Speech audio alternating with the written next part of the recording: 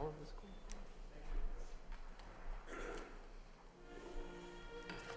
Okay. Fair enough. Ready?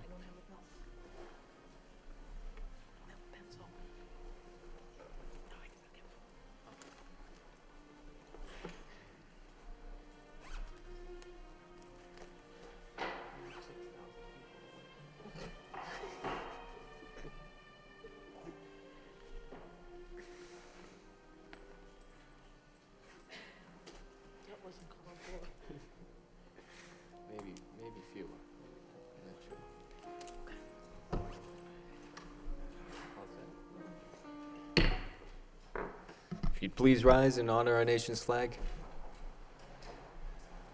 I pledge allegiance to the flag of the United States of America and to the republic for which it stands, one nation, under God, indivisible, with liberty and justice for all.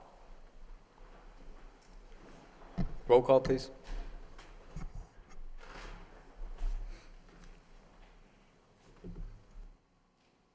Ms. Martin? Mayor Murphy? Here. Ms. Rostikowicz? Here. Ms. Scott? Here. Mr. Conway? Here. Mr. Gignac? Here. Mr. Leary? Here. 6 yeas, 1 absent. Thank you. We have special order of business, a spotlight on excellence for early childhood. Madam Superintendent? Yes, thank you, Mayor Murphy. This evening, we are pleased to welcome representatives from our Early Childhood Advisory Council who will speak about a new initiative that we're working on as a community. I welcome Pat Murphy-Penshaw, the Early Childhood District Support Specialist, who will provide a brief presentation for us.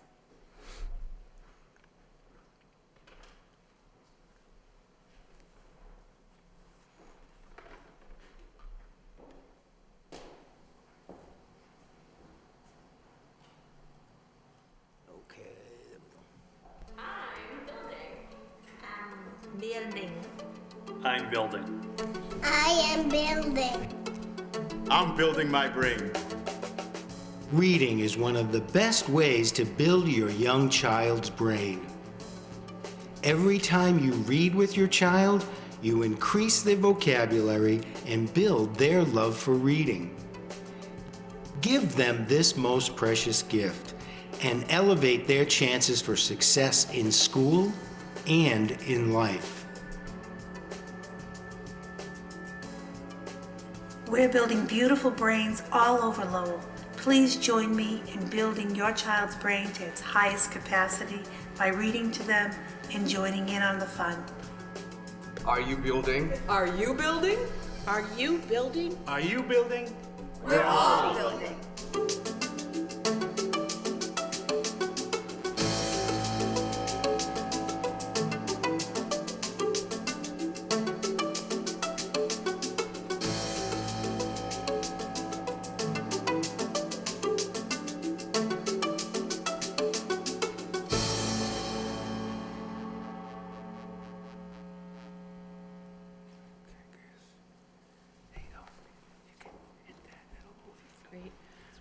Hello, everyone. My name is Terry O'Neill. I'm from the Early Childhood Department at the Lowell Public Schools, and we thank you for allowing us this time tonight. As you remember, we were here about a year ago with our Lowell Early Childhood Strategic Plan, and tonight, staying with the strategic plan and our goals, we have a new initiative that we'd like to put forward. So the next person that's going to speak is Wendy Valentine from United Way. Hello. I'm really thrilled to be here, especially because I'll soon proudly be working out of Lowell every day, right down the street at our new United Way office down on Merrimack Street. And I'm just here to introduce the Brain Building in Progress campaign. United Way, in collaboration with the Department of Early Education and Care and Frameworks Institute, started this campaign last year, and the campaign is focused on encouraging and raising the awareness of the importance of the early childhood years and how we can all engage in supporting families and young children to build their brains by interacting with them. And we're especially excited that the Early Childhood Council here in Lowell has decided to launch this Brain Building in Progress event around reading because what we're really trying to focus on this year with our campaign is really moving people to action. So you'll see in those folders we gave everyone that there's also a pledge where all of you can take a look at a little later, that is about pledging to support Massachusetts children, and specifically the children in Lowell around this event. So thank you. We are really thrilled to be here in Lowell as United Way, and I'm also really excited to be an active member of the Early Childhood Council here. Good evening. I'm Pat Murphy-Painshot. I work with Terry in the Early Childhood Department. And I think we wanted to give you some specifics about what Lowell's Read With Me Brain Building in Progress is going to look like. As Wendy spoke, Lowell has, we're hoping to adopt this campaign, and we're looking to sponsor a week-long multi-agency event in April. We are looking at the dates of April 5th through the 13th, 2013, and we have, it's a multi-agency event, as I mentioned. We have many of our partners here with us this evening from the community, and we have more partners that we're gaining each day to help us with this event. We're focusing on brain-building activities and opportunities to tell parents the science behind brain building and how they can support their child's brain development through activities at home. And we're going to have a series of events throughout the city throughout that week, and highlighting activities for families with children birth through age 8. And they're going to be offered at various school and community locations. So we're proud to know that we have many partners behind us in this endeavor. One of the highlights that we wanted to mention as well, because this was an important piece of our strategic plan, we know that in a survey of over 500 parents, only about 2% of them access the library. So this event will also provide library card applications at all of the venues that we're hosting activities, so that we can encourage parents to fill out those applications and to bring them to the library to be able to have the access to the services that the library will hold. We really want to build that connection for families in our city.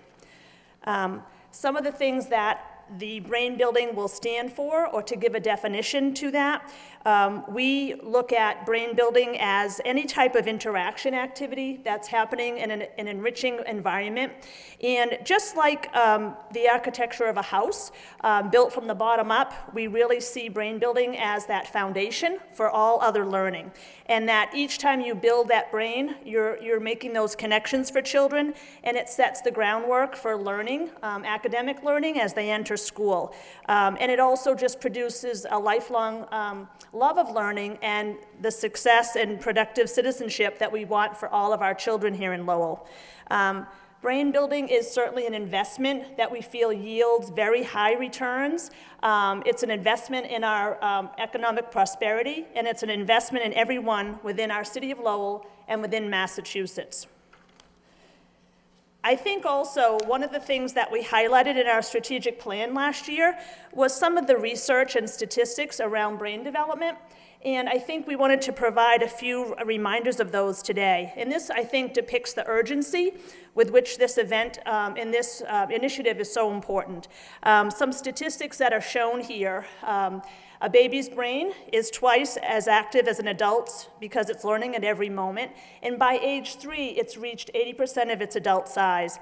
That's an awesome statistic. By age 3, 80% of that brain is developed. So we really need to make sure that those experiences from birth through the early ages are important, they're interactive, they're meaningful, and really helpful to children. And I think also the area of vocabulary is an important one. On average, children from low-income households have about half the size of a vocabulary of a child who's living in a home that maybe low income is not an issue or a risk factor. And we know that by age 3, a child's vocabulary is a strong correlation for their language skills and how they're going to progress and proceed into the school and into 3rd grade. Also, reading to a child at a young age helps to build those skills that are so important for reading. And it provides many experiences around print concepts and also phonological awareness. So very important statistics, and gives a sense of urgency for the importance of this initiative.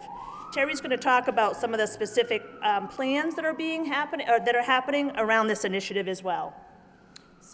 We're just started to really move this campaign in Lowell, and one of the things that we're in the process, and it's due actually Friday, is we're applying for a community marketing grant to help us get the word out.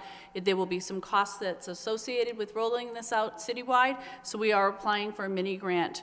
The Lowell High School ROTCs cadets have been very active. They're doing a book drive for us. On their first day of the book drive, they've collected 100 books. Our goal is to get books into the families' hands. So we hope that that will still continue. They're working on that from February 1st to March 15th. So if you're around and you'd like to bring some books over to them, I'm sure the students like it. They're organizing the books. They're putting them together for different events for us to have.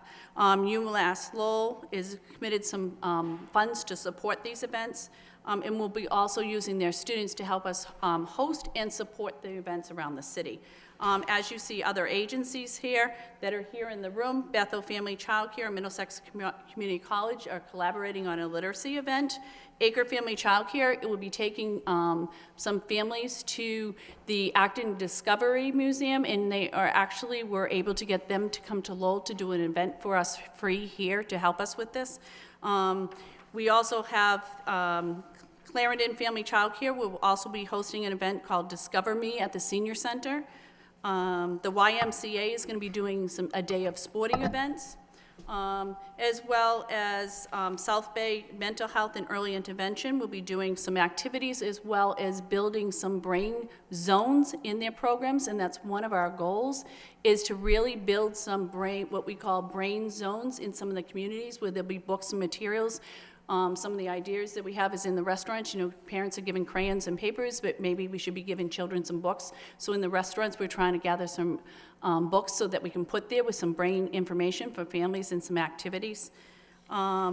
So as you can see, we have multiple events and we're just starting. We really like to expand. This is a list of who is signed on right now with us, and we're always looking for more agencies and businesses. Our goal is to get this in and around the city. Again, it's Lowell's Read With Me Brain Building in Progress from April 5th to the 13th.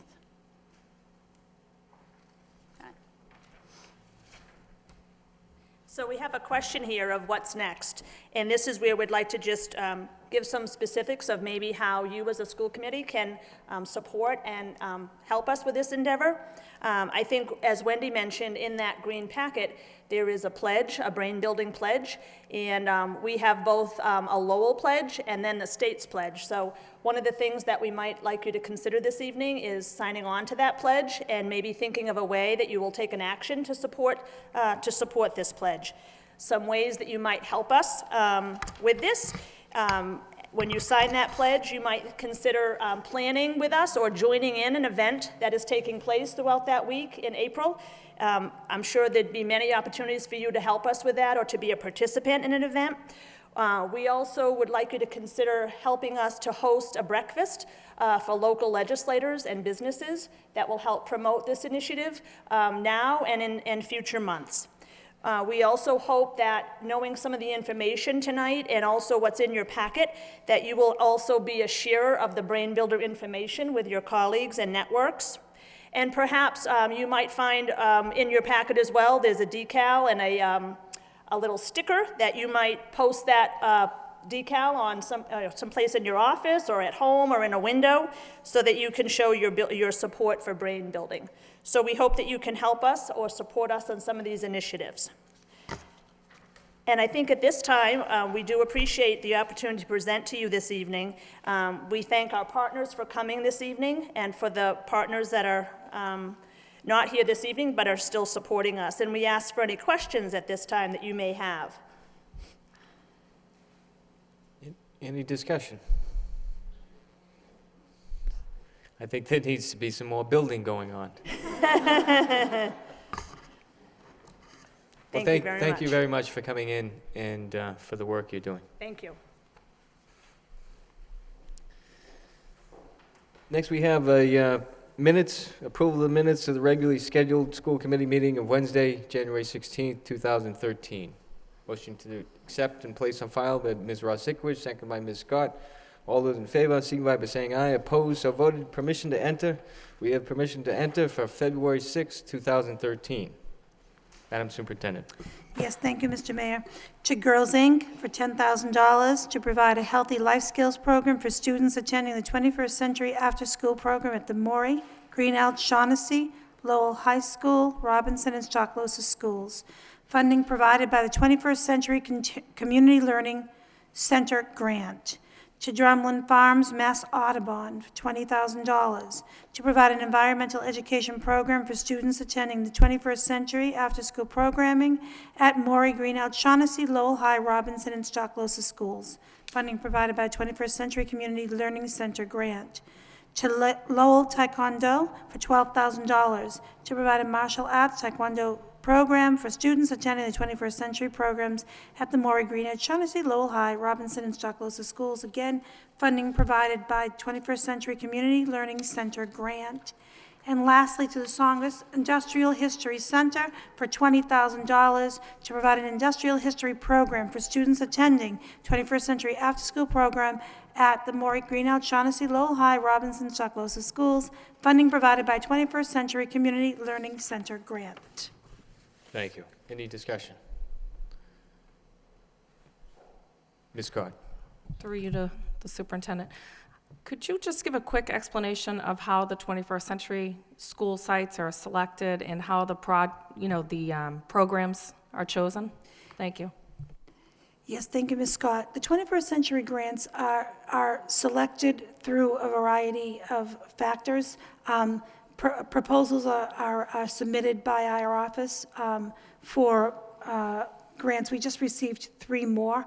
There's a lot of focus on data and improvement and the ability of neighborhoods where children need to have that extended time. And actually, it's mixing academics with other high-level recreational type things. So if you want more detail, I'll ask Ms. Murphy if she knows any more detail about the selection, but it always used to be specifically aligned to schools that were in need of progress overall, so that's part of it. Over the years, a variety of schools have been part of the 21st Century that are no longer part of the 21st Century. Once the application goes through, we tend to look at the free and reduced lunch percent in the school. We will look at the ELL percentage at the school. We'll look at risk factors. We'll look at their performance. The grant is a multi-year grant. At the completion of the cycle, the schools can apply to be exemplars and exemplary programs. Over the years, we have applied for some of our schools to be exemplary programs, and we have not, they haven't received that status. So they were sort of come off the rolls, and new schools have come on board. Right now, we have the Robinson, the Stocklosa, the Shaughnessy, the Greenelm, the Maury School, and the Freshman Academy. They're all 21st Century schools. The Maury School will be, I believe, is coming up, and the Robinson will be coming up at the end of their cycle. And so we'll be looking to apply to be exemplary schools, and hopefully those programs will continue with their funding. If not, their funding will then cease, and we will look to pull in some new schools. Thank you. I had several parents that noticed the packet. They saw it somewhere, and they just were questioning how, whether or not each individual school applied for funding. Over time, I can tell you the Riley School was a 21st Century school. The Pine Arts was a 21st Century school. The McAuliffe was a 21st Century school. And, they had the program several years ago, and then they went through the cycle, and each year we tried to add a couple more schools. We have not had any programming at the Greenelm or Shaughnessy for several years, so we selected those 2 schools to bring forward. I'm taking a look at the demographics at the school, the socioeconomic levels, as well as the academic performance of the schools, and really needing to boost them for an extended time program. when more applications become available, we'll look to, again, expand and add more schools in. Right, so it's fair to say there's limited funds, and that we try to do an equitable distribution between the different schools that are in need. Thank you. Thank you. Any further discussion? And entertain a motion to approve? So moved by Mr. Gignac, seconded by Mr. Conway. Roll call, please. Ms. Martin? Mayor Murphy? Yes. Ms. Rostikowicz? Yes. Ms. Scott? Yes. Mr. Conway? Yes. Mr. Gignac? Yes. Mr. Leary? Yes. 6 yeas, 1 absent, approved. Next, we have memorials. Frances Squires, mother-in-law of Donna Squires, Title I liaison teacher, and grandmother of Sarah Santiago at the LeBlanc School. Edward Ned Sheehy, son of former state senator Paul Sheehy, and retired Middlesex Community College Dean Molly Sheehy, as well as the brother of Moody school teacher Ann Sheehy. Michael Dubois, Lowell High School freshman academy teacher. If you'd please rise in a moment of silence and darken chambers.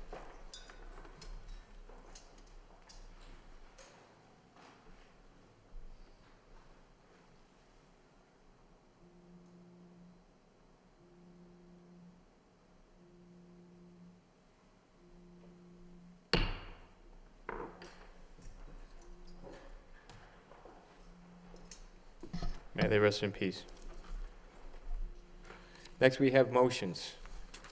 First motion is by Connie Martin and Kim Scott, requesting that the administration investigate the potential for incorporating science fairs into the offerings of each middle school in the district during the 2013-2014 school year, and also to explore the possibility of sponsoring Lowell students so they can participate in the upcoming Northeast Regional Middle School Science and Engineering Fair at the University of Massachusetts Lowell in May of 2013. Seconded by Ms. Rostikowicz. Ms. Scott. Thank you, Mr. Mayor. This motion's pretty self-explanatory. These project-based learning experiences are great opportunities for our children. It allows them to develop problem-solving skills, creativity. I don't see it being very cost-prohibitive. I think it's a great opportunity for our students, and I'd like some feedback on the possibility of that happening. Thank you. Thank you. Any further discussion? All those in favor signify by saying aye. Opposed? So voted. Next, we have motion by Robert Gignac and James Leary. Request the committee formally oppose the MIAA's decision to no longer recognize boys gymnastics as a sanctioned high school sport. Not requiring a second. Which one? Mr. Gignac. Thank you, Mr. Mayor. I was notified about a month ago that the MIAA decided to take a vote which would no longer sanction boys gymnastics as a high school sport throughout the state. I was also notified that Lowell High School happens to have one of the largest, if not the largest, boys gymnastics programs in the state. We currently have 52 student athletes that participate in the boys gymnastics program. And what's going to happen if we don't have a plan is there's nothing preventing these gentlemen from joining, which will no longer be the girls' gymnastics team. It would just be a gymnastics team. And what will happen is they could dominate, and it could just get very messy. And what happens is sometimes organizations like this, they make decisions and they take votes not realizing the effects that will have on different districts. And in Lowell, we happen to have a very large program, and it's very unfortunate that this is going to affect 52 current athletes, and never mind future athletes. So I'm requesting, myself and Mr. Leary are requesting the committee formally oppose this decision and requesting that the superintendent send a letter. And also, I do believe the athletic director is working on some sort of plan of what to do with these young men. But thank you. Thank you. Just quickly, Mr. Leary. thank you, Mayor. The athletic director is also working with other affected teams in our division to see if they can work out maybe changing even the schedule to move it from the winter to the fall. But I would encourage my colleagues to endorse this motion because it is something that a large number of our students take pride in participating for Lowell High School. Thank you. Thank you. Any further discussion on this motion?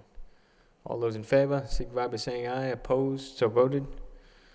Next motion is by myself. Would Mr. Conway like to take the chair?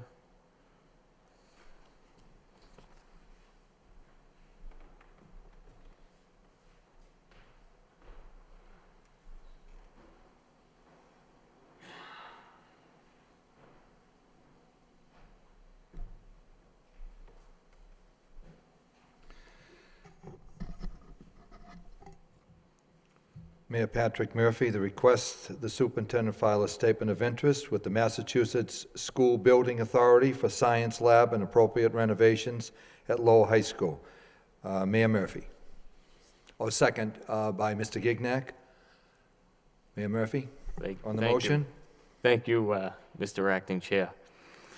As I explained at the earlier subcommittee meeting, this is something I've spoken with the director of the Massachusetts School Building Authority, and he recommended that we just go ahead and file a statement of interest. We have until April.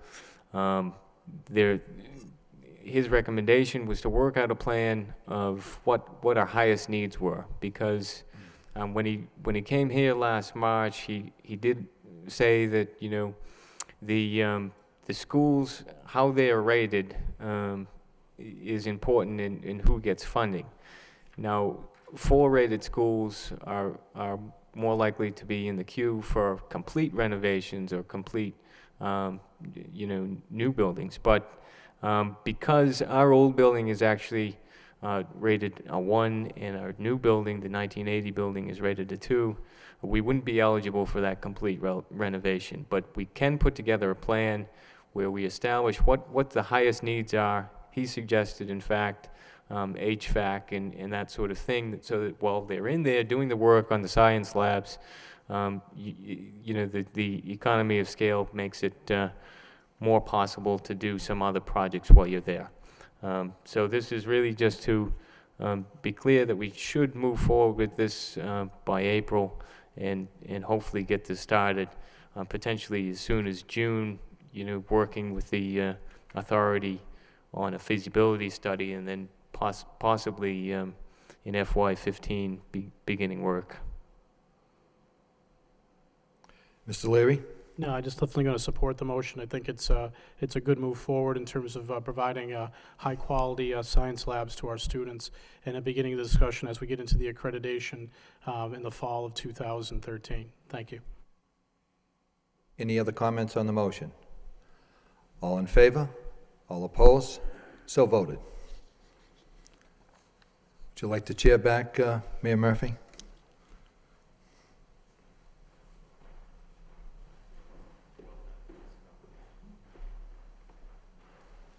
Thank you. Next, we have subcommittees. We have the Facilities Subcommittee, approval of the minutes of the meeting of Tuesday, January 15, 2013. Mr. Leary. Please make a motion to approve the minutes of that meeting, Mr. Mayor. Motion to approve by Mr. Leary, seconded by Mr. Gignac. All those in favor signify by saying aye. Opposed, so voted. Next, we have the Personnel Subcommittee. Report and approval of the minutes of the meeting of Wednesday, January 16th, 2013. Madam Superintendent? Yes, I'm going to ask Mr. Conway to just do the entry for this particular committee in the absence of Martin. Mr. Conway. Yes, thank you, Mr. Mayor. I believe the last time we have requested the superintendent to edit her goals and combine that with our suggestions that we've had gave her over the last few weeks. If it's all right with you, Madam Superintendent, if you could present those edited goals to us. Yes, thank you, Mr. Conway. Thank you. The committee will notice that any of the amended suggestions that you made are in red, and I maintain them in red for your approval this evening and any comments that may come. So I'm just going to go over a few things. I'm just going to go over the signature documents that were provided last year when we began this voyage together. So just that we're looking at the district goals, which include communication oversight and shared leadership, and all our departments working together on those. Instruction, working on building Tier 1, instruction to the highest level and all other levels of instruction, and of course, the last one being high needs populations. Mission statement staying the same, that excellence in teaching and learning is really what we're all about. They are essential elements that render academic results as allow for children to attain their future academic goals, be prepared for college and beyond, and compete in the global market, achieve their goals of a satisfying life. So the mission statement stays the same. Again, those core issues are what the goals are based on. So I have chosen the 5 core issues on which you could base my evaluation. That doesn't mean that there aren't many others, but these are the issues that are really substantially, in my opinion, as the superintendent of schools, what we need to focus on in a very targeted manner to meet the gains that we need to accomplish. This last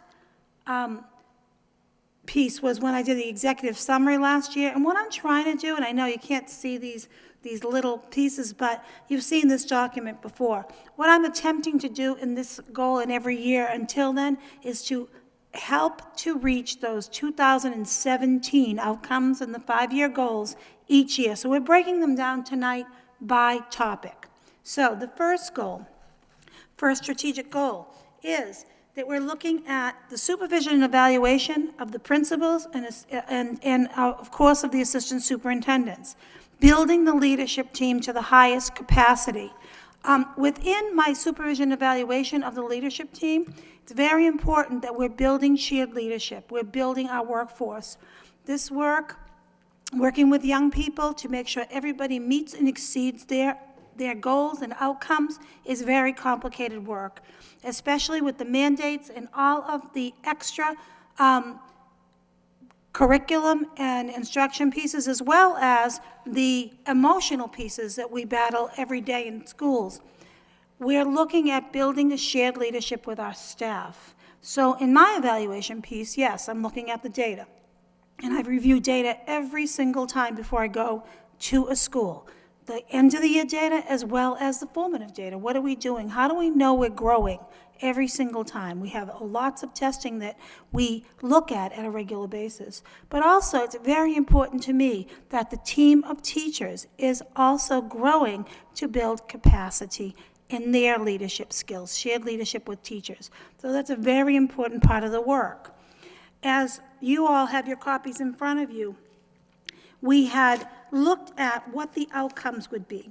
So number 5, I'm going to keep this data for you as evidence when you're looking at my evaluation, but you asked me to start to change number 6, which was a minimum of 10% increase in schools that move to the next level in accountability, so from level 2 to 1, 3 to 2, and maintain all other schools.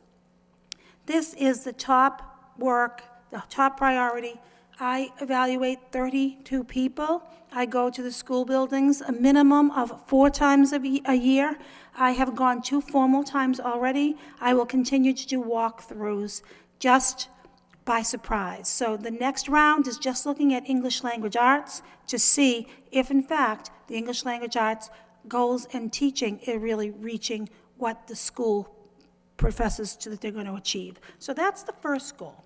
And I may ask if there's any questions as we go, any comments or suggestions as we go. It might be easier.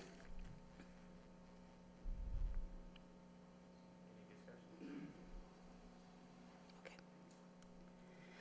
So as we look at goal number 2, this is the implementation of the educator evaluation system. We are in the process of training our administrators. As a matter of fact, there was a training session today. We are in the process of making sure this gets negotiated and implemented, but it's very important that we're prepared for this. And so in my work, I know that it's going to be extremely important that we have a clear and shared vision, if we're building leadership, of what supervision evaluation means. It's intended to be a reflective process to build teachers to their highest capacity. It is intended to that, and that's the work we want to do. So that is a substantial initiative that as soon as it is enacted, we will work really quickly in the schools, but the administrators have been trained in this particular model. Questions? Any discussion? Entertain then a motion to accept as broad progress? We should say Goal that. number 3. Still progressing. Hurry up, Mr. Fair Mayor. enough. Goal number 3 comes as a result of the initiatives we've been talking about with this committee. It's really looking at the working of the business office. And so focusing in on the MASBO study that you have tonight to refer to the facilities or subcommittee? Okay, that we'll look at later. But in this particular, we're looking at systems we've had in place for a long period of time that we might need to upgrade. And so we're going to identify things we need to change. We're going to have some recommendations, but many of them are based on the study that was done externally. So this is the review. This will evolve as we go through in our subcommittee meetings and how we upgrade the work we've been doing for a number of years. So that's the third goal of the system. So under core issue number 2, which is instruction, we are looking specifically and strategically at the schools that are in, especially the level 3 and 4 schools. Now, I don't want anybody to think for one moment that that doesn't mean that I'm not watching closely the progress of all of the schools. But as a district, we are trying to put the extra support systems in place for the schools that need to progress to make the grade. We have begun some work, and with the support of this committee, on hiring an external consultant that works at the Merklin School, CTAC, to look and do the survey, out-of-school survey piece that helps us to recognize what, in fact, our root cause of improvement is.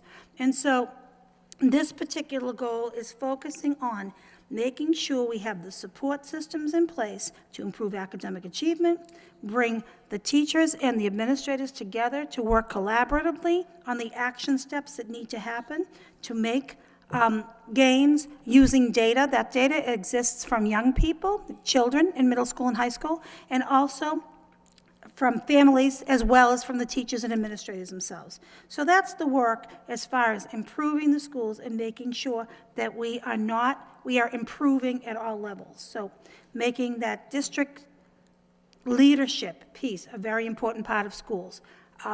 It's always very complicated, but it is where we need to be to make sure we're supporting the teachers and the administrators in the work.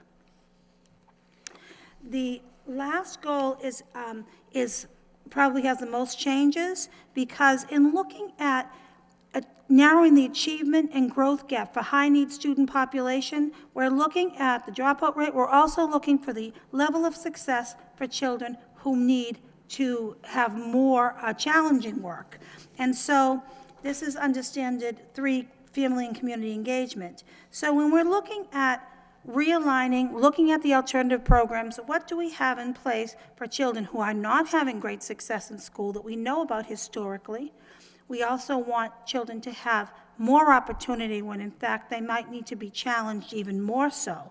And so when we're looking at that particular goal, the evidence I'm wanting to compile for you all is to evaluate the alternative programs and all the programs that we have that run in support of children on all different levels.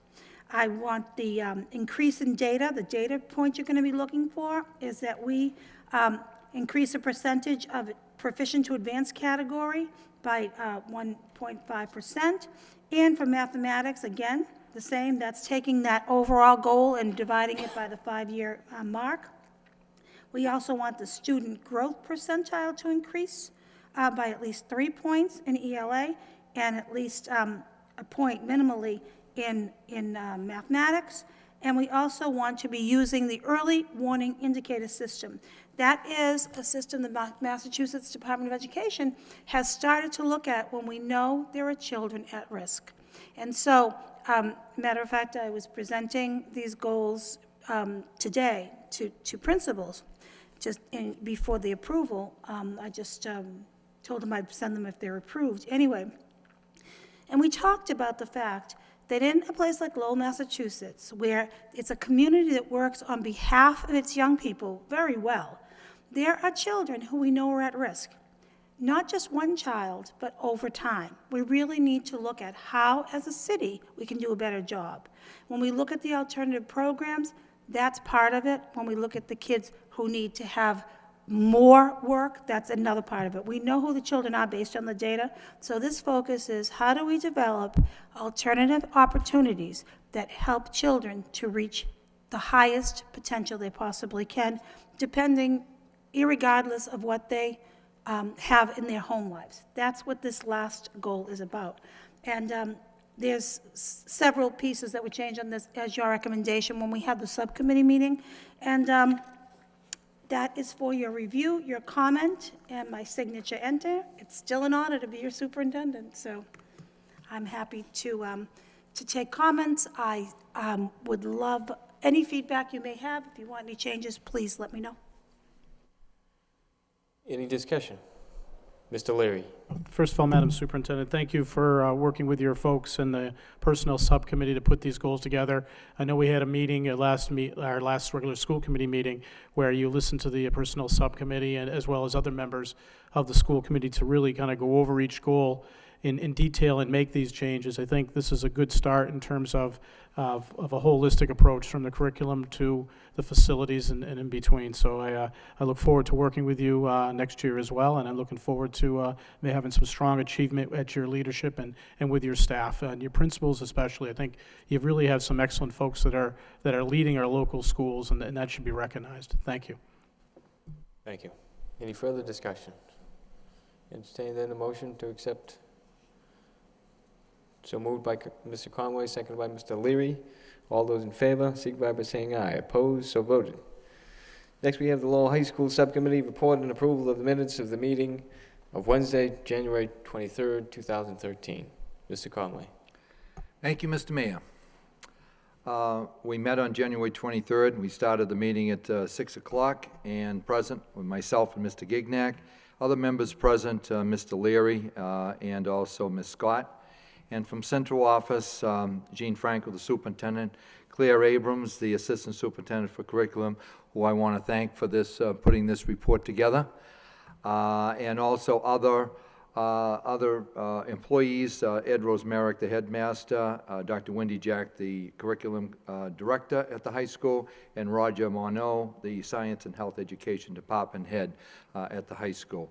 I will try to summarize this as briefly as possible, because it was a lot of work that was given a lot of information that was given by the staff, and we had 3 agenda items. The first one was an update from the New England Association of Schools and Colleges, and second agenda was the Lowell High School Academies and the STEM update, and the third, school colors update and the discussion. As you know, that we are going to be having an accreditation at the high school. It's our 10-year accreditation. And just very briefly, I want to say when this committee comes in, they do a thorough job.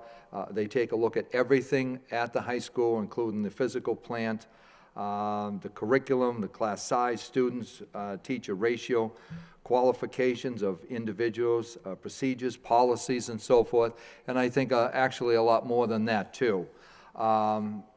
Presently, Lowell High School is fully accredited, and I think that what needs to be pointed out, too, is that, and Dr. Jack mentioned, the fact that in the last accreditation, the areas that we needed to concentrate on were always tied to a financial situation, and things that we've been working on, and sometimes we're not quite we're not quite there yet.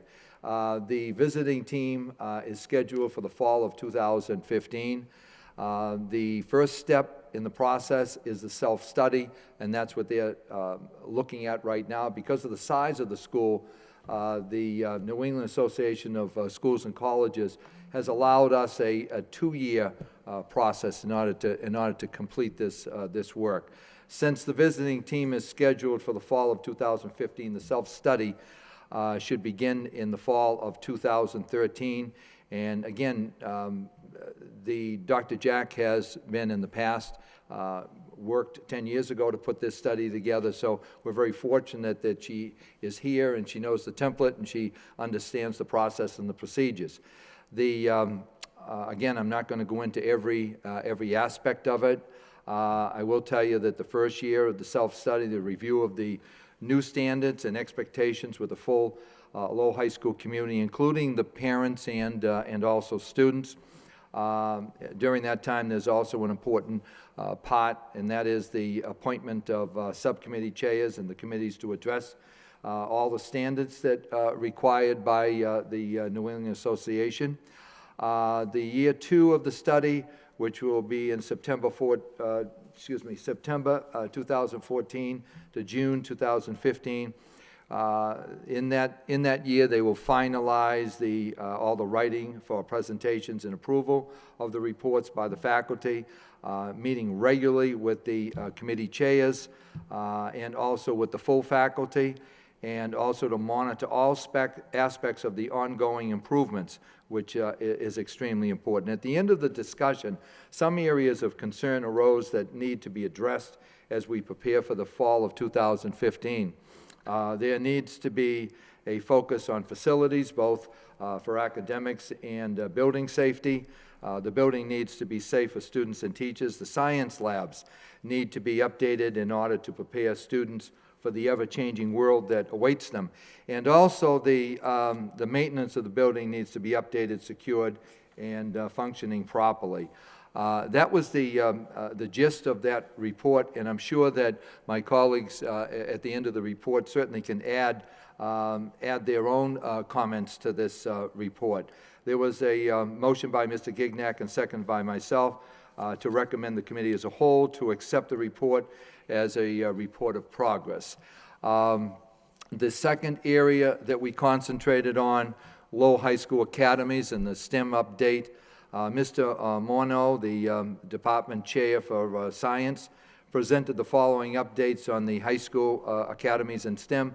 The former academies are changing into pathways so that all the students have an opportunity to explore areas of interest that was not as feasible within the academy focus. By providing pathways, students can choose a science, a mathematics, social science, or literature courses as an elective, thus allowing for more flexibility, which I think is extremely important in assisting in meeting the Mass Core requirements. And again, just the highlights that we came up with for the 2013-14 school year. Lowell High School has implemented academic pathways replacing the existing academies. Also, we talked about dual enrollment. Online classes, I think, was extremely important. I think that's something that Mr. Leary has often mentioned on the floor. For the 2013-14 school year, high school has increased its number of STEM electives, as well as increased the teaching sections in existing electives, and increased next area we concentrate on increased participation in the engineering offerings, biotechnology and CNA certification pathways with a partnership with MCC, and the STEM business partnerships, which is an initiative that we have just begun. The third, let me just go back for a second here. There was a motion by Mr. Gignac and second by myself to recommend to the committee as a whole to accept the report as a report of progress. And the third area that we concentrated on was school colors. I am not going to bore everyone with all the details of that. All I can tell you is that we did have, I think we came to a conclusion, and we are using what they call the Pantene matching system, and the number for this red, or should we say maroon or crimson, or a combination of all three, is number 207. And apparently that has been that was the popular number by the majority of the coaches and staff. And I think that we can finally put that to rest so that there's some consistency in when we pick our colors and make sure that, that everyone is on the same page. And we also have, of course, that gray color, which they named as Cool Gray 7, which sounds absolutely wonderful. And anyway, Mr. Gignac, there was a motion by Mr. Gignac, second by myself, to bring to the committee as a whole to accept the Pantene color selection chart, PMS number 207 and Cool Gray number 7, as the official Lowell High School colors. I think we need a vote on that one separate, Mr. Mayor. A roll call? Roll call on the Yes, 207 please. and the 7? So we can etch it in stone. Fair enough. Roll call, please. Do we get a picture on the thing what the school colors are for the public? I mean, it's kind of a important thing. No? Do we have a copy of that anywhere? That's the school colors right there. Is that the correct number? We want to make sure when we vote for it that that the public understands which numbers we're picking. So. I'm sure that this isn't violating open meeting law. Could we take have a a motion motion, to please? approve, Motion by yeah. Mr. Gignac, seconded by Mr. Conway. On the motion, Ms. Ross-Sikowicz? Yes, sir. I just want to say that I'm so extremely thrilled that we've resolved this very important issue, because Pantone colors We are very still have to important. vote.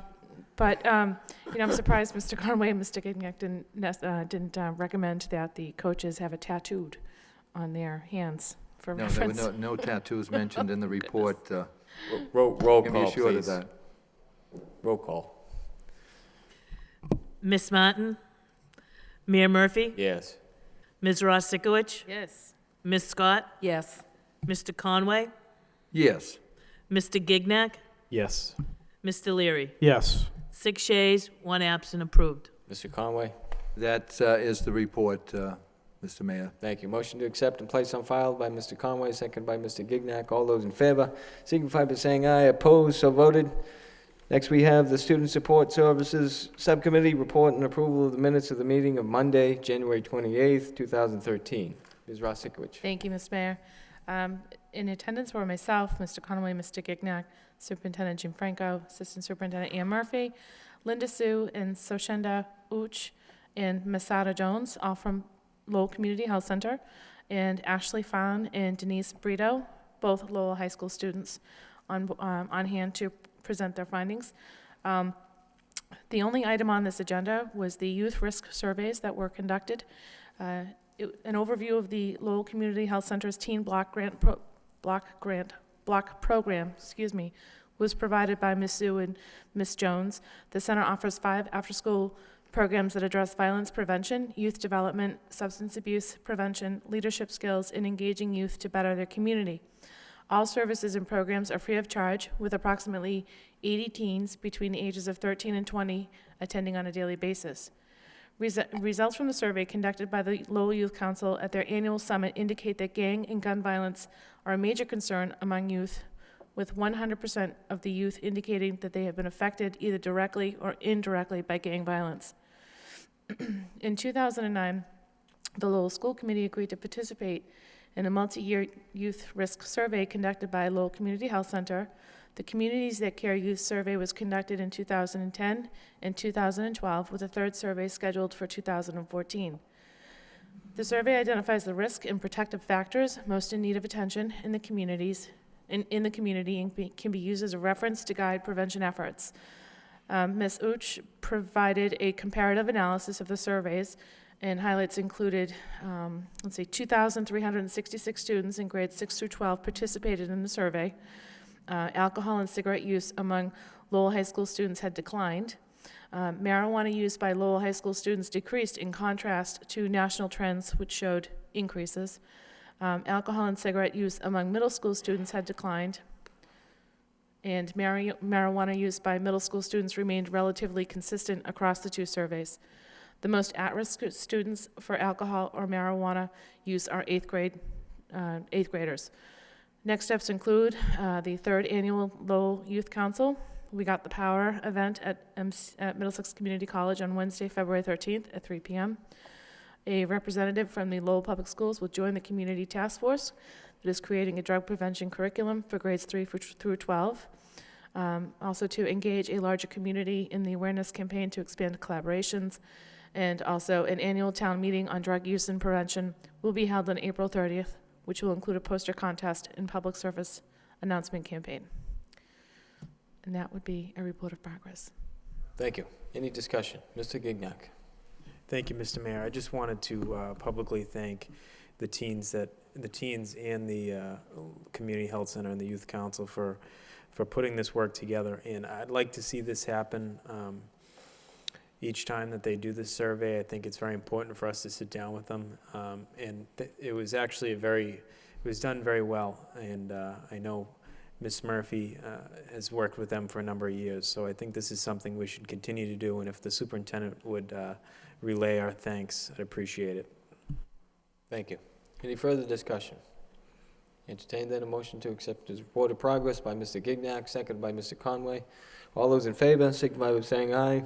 Opposed, so voted. Next, we have the Athletic Subcommittee report and approval of the minutes of the meeting of Monday, January 28th, 2013. Mr. Gignac. Thank you, Mr. Mayor. The Athletic Subcommittee met.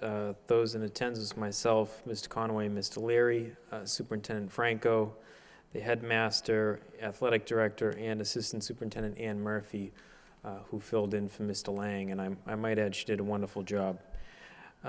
There were a number of items in the agenda, the first being videotaping of sporting events. That was in response to a motion by former school committee member Jackie Doherty, and the athletic director provided a progress report on a program that the high school has called Huddle. It's a video software service where the different teams can record events, practices, and upload it to a web-based software program that they can distribute to colleges, using for own personal use.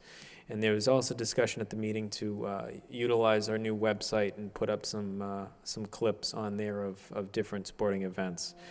A motion was made by Mr. Conway, seconded by Mr. Leary, to accept this report as a report of progress.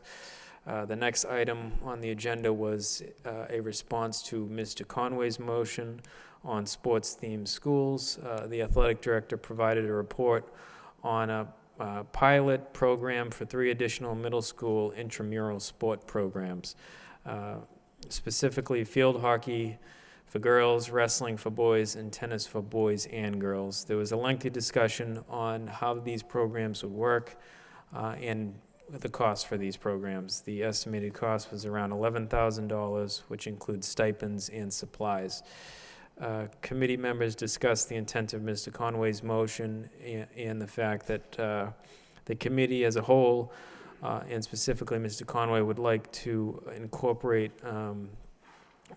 more curriculum in the athletics at each school, not just specifically just singular after-school programs. I will let Mr. Conway speak on that later on. A motion by Mr. Conway was made, seconded by Mr. Leary, to request a breakdown of specific supplies and equipment needed for each sport in the pilot program, as well as possible funding sources. This report will be provided at the next athletic subcommittee meeting, which will take place, I believe, next week. And the reason why that motion was made is because we do believe there are other resources rather than making an investment of $11,000. We think there are other ways to get that money. Next on the agenda was the athletic strategic plan. The athletic director provided us with a rather lengthy plan that he came up with utilizing the NIAA, and the MIAA goals. And the athletic director briefly went through and gave us an executive summary on his vision for the athletic programs at Lowell High School. A discussion was made on, this was actually in response to a motion by Mr. Conway to publicize and promote our athletic programs. And a discussion was made that this athletic plan might not address that motion itself. So Mr. Conway, myself, and Mr. Leary all agreed that we would like a report to list out what we're doing currently to promote our programs, such as, different teams going to middle schools, elementary schools, going on the radio and stuff like that. Mr. Leary made a motion, seconded by Mr. Conway, to request a full report of all efforts to showcase Lowell High School athletics and promote the athletic program to elementary and middle school students and to community youth groups, as well as collaborative efforts to promote the program within the community, with the report to be presented at the next athletic subcommittee meeting, which I said is next week. Also, on the agenda, we discussed a change to the football program, which is a change provided by the MIAA, which is a change to the playoff schedule. The athletic director informed the committee that the MIAA will now have 11 teams divided into 2 sections, with the winner of each section going into the playoffs for weeks 8 through 10. Non-playoff teams will continue to play for weeks 8 through 10.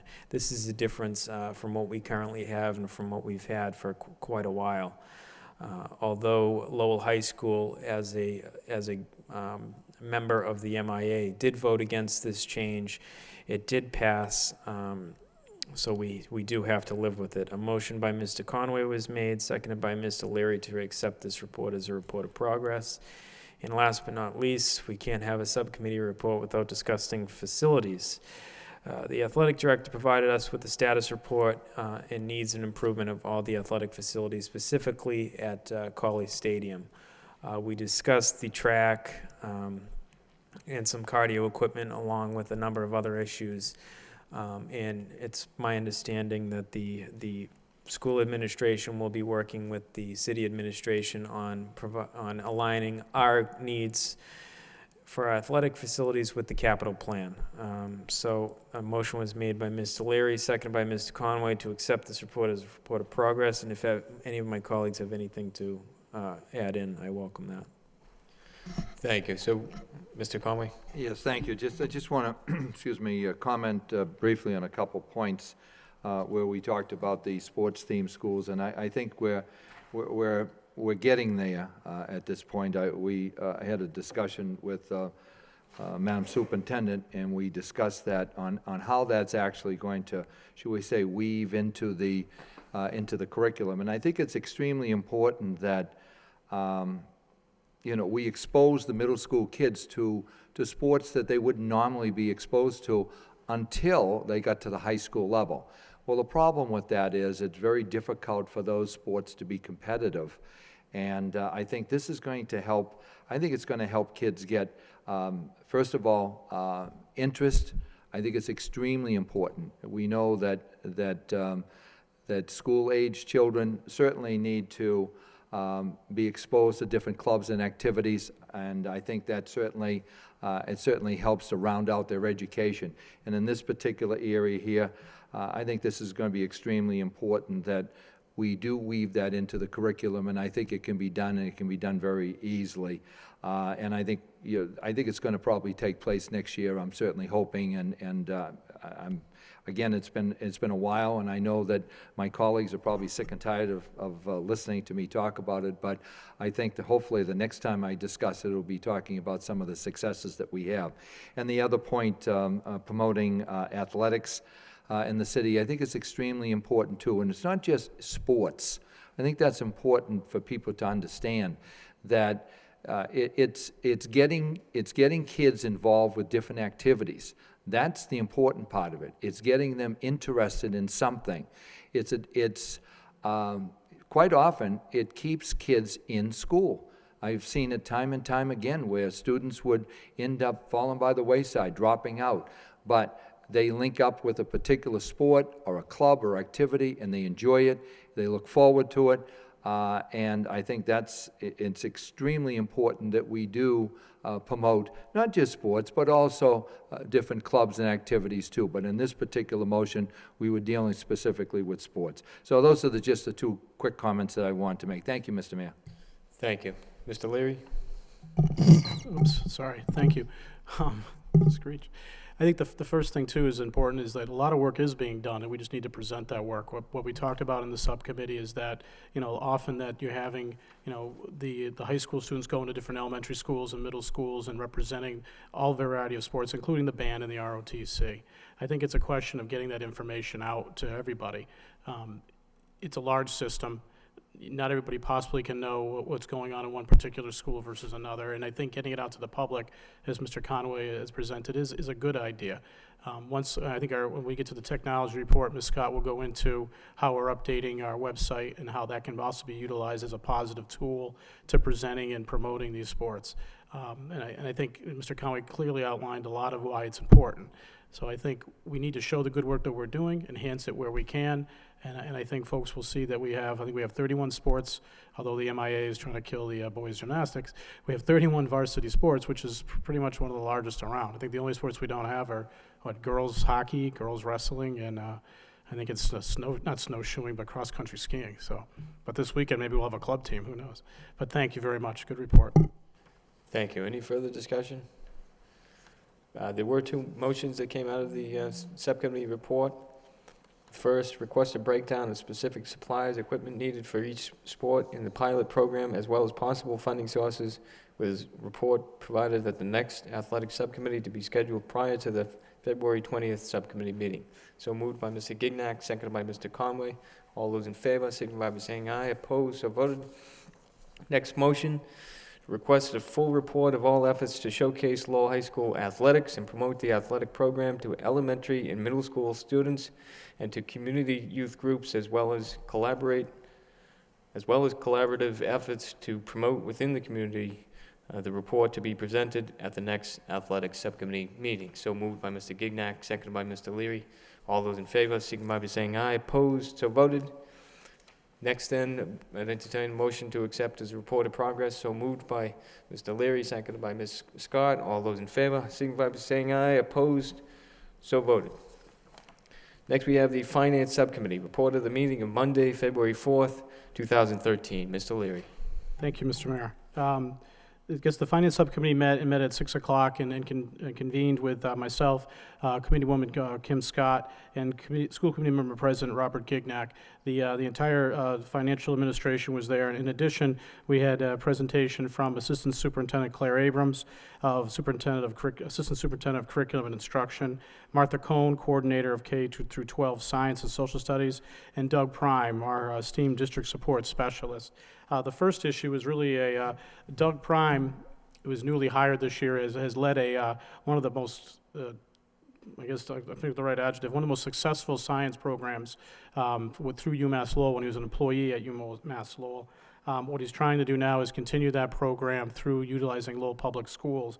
And he put a good presentation on regarding a proposal for a mixed regional enrollment of 240 students. And what he wanted to do is really take a look at a way of self-funding that. And I think he put a pretty decent proposal in where there would be, his proposal was tuition of $390 is being proposed for non-Lowell residents and $160 for Lowell residents. And he would also take a look at getting scholarships, approximately 64 Lowell residents, just available fee toward Lowell residents. There was some discussion, I think, part of what we were talking about is what if there was more than 240 Lowell students that want to partake in the program? And one of the things that we discussed was maybe we can go out and promote this program as we go forward, seeing if there were more than a lot of number of Lowell students, we would actually move that number around. One of the things, as I look at the motion, we just got the minutes tonight, so I apologize. The motion that was made by Kim Scott and seconded by myself to recommend to the full school committee approval of they called idea camps, a program during the summer of 2013 with proposed fee schedule. I thought it was a little bit different than what I'm reading right here, so I don't know, Mr. Lang, if you could clarify. I thought that we were going to have another vote in February, or at least the language, I think at the end we said the language would change to include something along the lines of having there were more Lowell students, we would move the schedule in favor of having a Lowell public school student in this program. I don't know if you could, through you, Mayor, to Mr. Lang. Mr. Lang. Thank you. As the meeting went on, I think what we talked about was the enrollment itself at the 240 kids was pretty locked because that's how many that could support the different programs. But as we did the advertisement to the Lowell children first, and then with a couple-week delay to the non-resident children, that they did need a certain dollar amount to make some of the subsidized slots work. But that if we were seeing Lowell children signing up and we didn't have or enough non-residents hadn't signed up yet, what we would do is allow the Lowell residents to start filling up those slots. But it was going to be kind of a rolling admission as the spring went out. Not to get, I guess, I think it was a little bit different. I think we were gonna, if there were Lowell, we wouldn't do a rolling based on non-resident. I thought, and again, I apologize, just looking at the minutes tonight, I thought what it was is that if more Lowell students come in, we would allow them the favorability of coming in and looking at a different way of funding it. I don't know if we could kind of amend the way the motion is right now, if that'd be appropriate. I don't know. I know committee members, Woman Scott might want to speak on this motion. We don't want to take them point by point, but it was a little bit different than, we had a pretty big meeting with a big agenda, but I thought it was a little bit different. I thought initially what we were going to do is hold to the February 20th meeting and vote, but then I think your proposal actually was to basically, let's see how the enrollment comes in, and if it comes in with more Lowell students, we would take those students, not a sliding figure. So I don't know. Mr. Lang? Yeah, it was a long night, but as I recalled it, we were certainly going to be taking as many Lowell students as we could into the program. And we didn't think that, we thought the non-residents would take a little longer to come in. But there was going to be some point during this spring that once we had, as many Lowell residents to sign up at that particular point in time, we were going to have to start taking in the non-residents to fill the slots. Conceivable, we can't wait until June to really be holding slots open.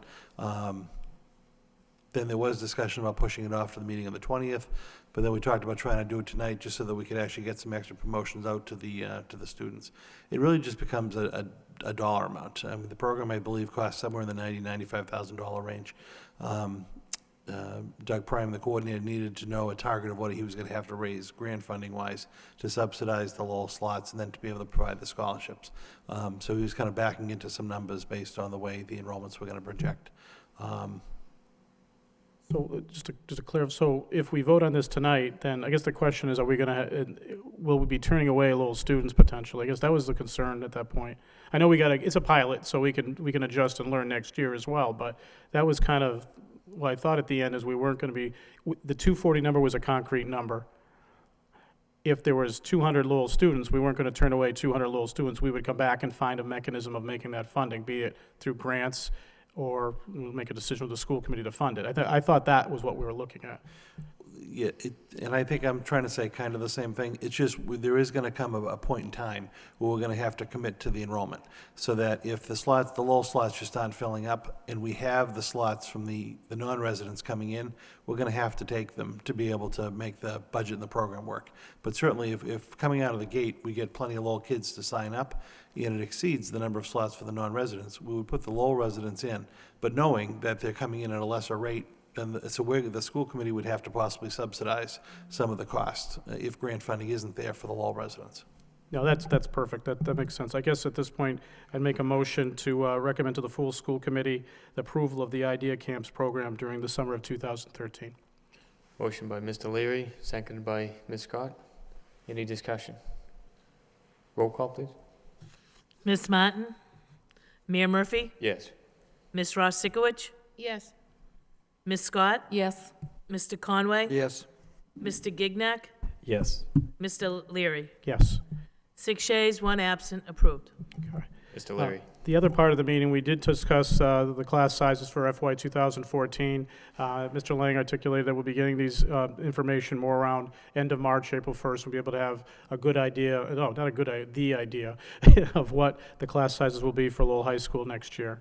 The other part was we went to acquire financial review, and there was 2 items we need to vote on, Mayor. It's for the non-salary line items, 2 local budget appropriation transfers were recommended by the administration. There was a motion by Kim Scott and seconded by myself for the amount of $30,000 to be transferred from the advertising superintendent's office to the legal contracted services. And this was in regards to a lot of the different funding that we're going to be needed for not only the special ed teachers, but the upcoming, the headmaster search, as well as the curriculum the high school's curriculum director. So I make that as in a form of a motion. Motion by Mr. Leary, seconded by Mr. Gignac. Any discussion? Roll call, please. Ms. Martin? Mayor Murphy? Yes. Ms. Ross Sikowicz? Yes. Ms. Scott? Yes. Mr. Conway? Yes. Mr. Gignac? Yes. Mr. Leary? Yes. 6 yeas, 1 absent, approved. The second transfer recommended by the administration for is the amount of $25,000 to the Lowell High School Read 180 program from the Schools Committee's suspense account. And what's been happening is that there's different licensures for different activities within the high school, and the high school's been spending them for appropriately timely, and there's a deficit at this point. The Read 180 program. And I think at this point, the administration made a recommendation to fund that, as it is a valuable program to students who are not reading at grade level. So I make that as a form of a motion. So moved by Mr. Leary, seconded by Mr. Conway. Any discussion? Roll call, please. Ms. Martin? Mayor Murphy? Yes. Ms. Ross Sikowicz? Yes. Ms. Scott? Yes. Mr. Conway? Yes. Mr. Gignac? Yes. Mr. Leary? Yes. 6 yeas, 1 absent, approved. For an FYI, Mr. Lang did alert the subcommittee to the subcommittee that we're having, some financial challenges with the special education transportation cost. And then no budget transfer at this meeting was going to take place, but it was running significantly higher than budgeted. So we'll be having additional proposals coming out at the end of the first quarter. So just kind of give the committee members a heads up to what we may expect, what we will expect at the end of end of our first quarter for everybody else. So just kind of a point of an FYI. The fourth item we were looking at was before and after school use programs. Currently, we have the agenda topic was referred to the Finance Subcommittee based on a motion from Committeewoman Kim Scott. And it was, I think, dated back in November 2nd of 2012. And essentially it was looking at it was pertaining to the disposition of the revenue that is generated by community-based organizations paying user fees for the use of certain schools for before or after school programs. I think specifically we're looking at, there was like 5 schools, the Bailey, the Lincoln, the McAuliffe, Merkland, and the Pawtuckaville Memorial. They're hosting CTI programs for after school, actually before and after school in many cases, actually in all cases. In addition, then they're paying a fee to use those school facilities of, I think it's $10,000. And then the YMCA program does an after-school program as well, and they're utilizing, I believe it's the Riley and the Stocklosa schools. Stocklosa being, I guess, the only middle school that uses a nonprofit for after-school programs. They're paying $8,100 per school facility. Essentially what's happening is that the monies that are coming from the CTI and the Y programs, the $10,000 and the $8,000 respectively, are being turned into that particular school's budget. So I guess there was discussion in regards to, do we desire as a school committee to continue that, or do we want to take those funds and put it into the general fund?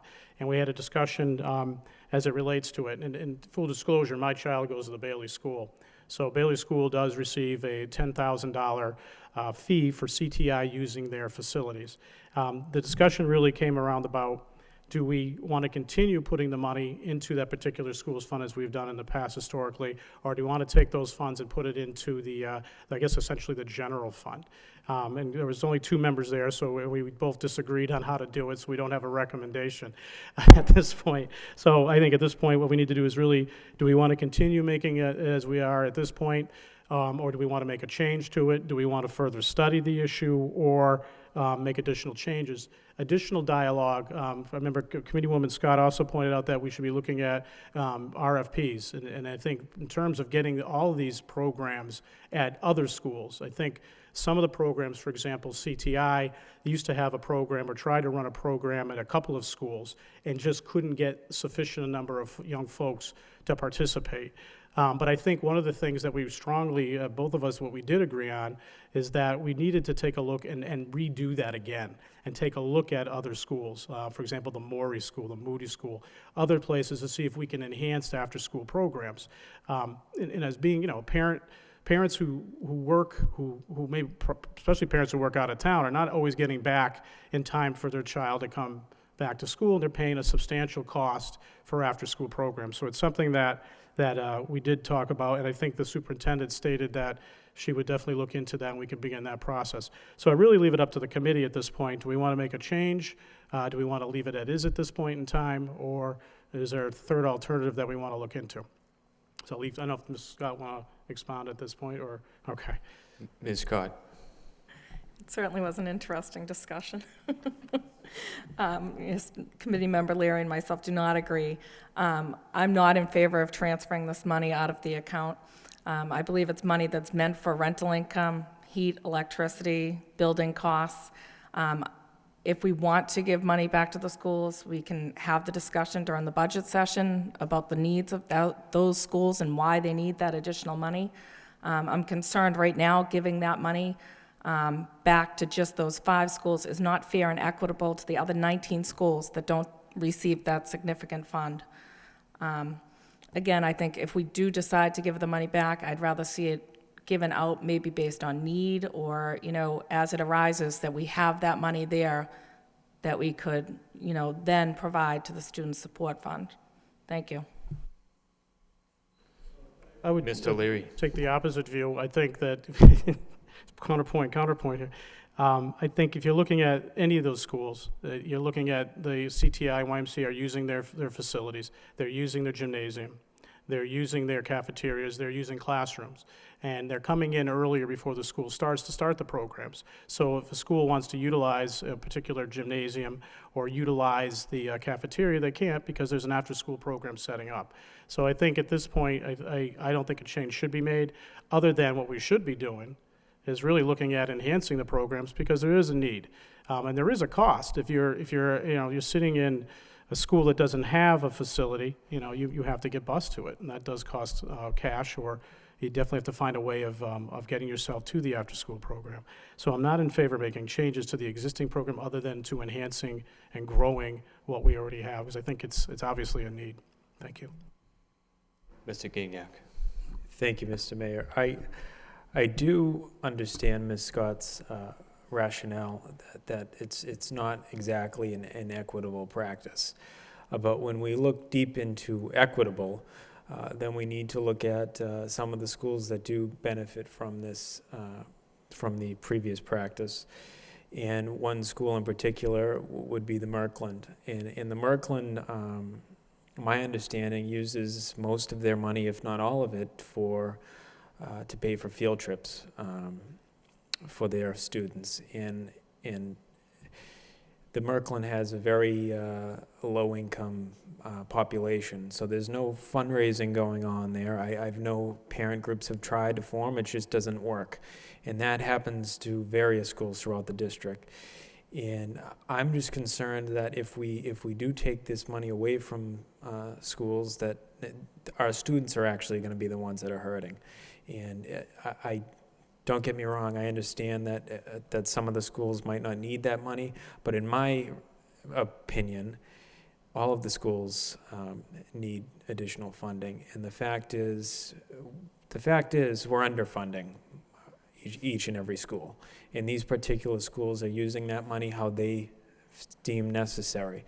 And there was much discussion on expanding these programs and getting them to all the schools, and I fully agree that each and every school should have an after-school program. However, they don't, and there's reason for that. The programs that come in and run these, the organizations that come in and run these programs are low on money. And if CTI wanted to run a program in every building, they would.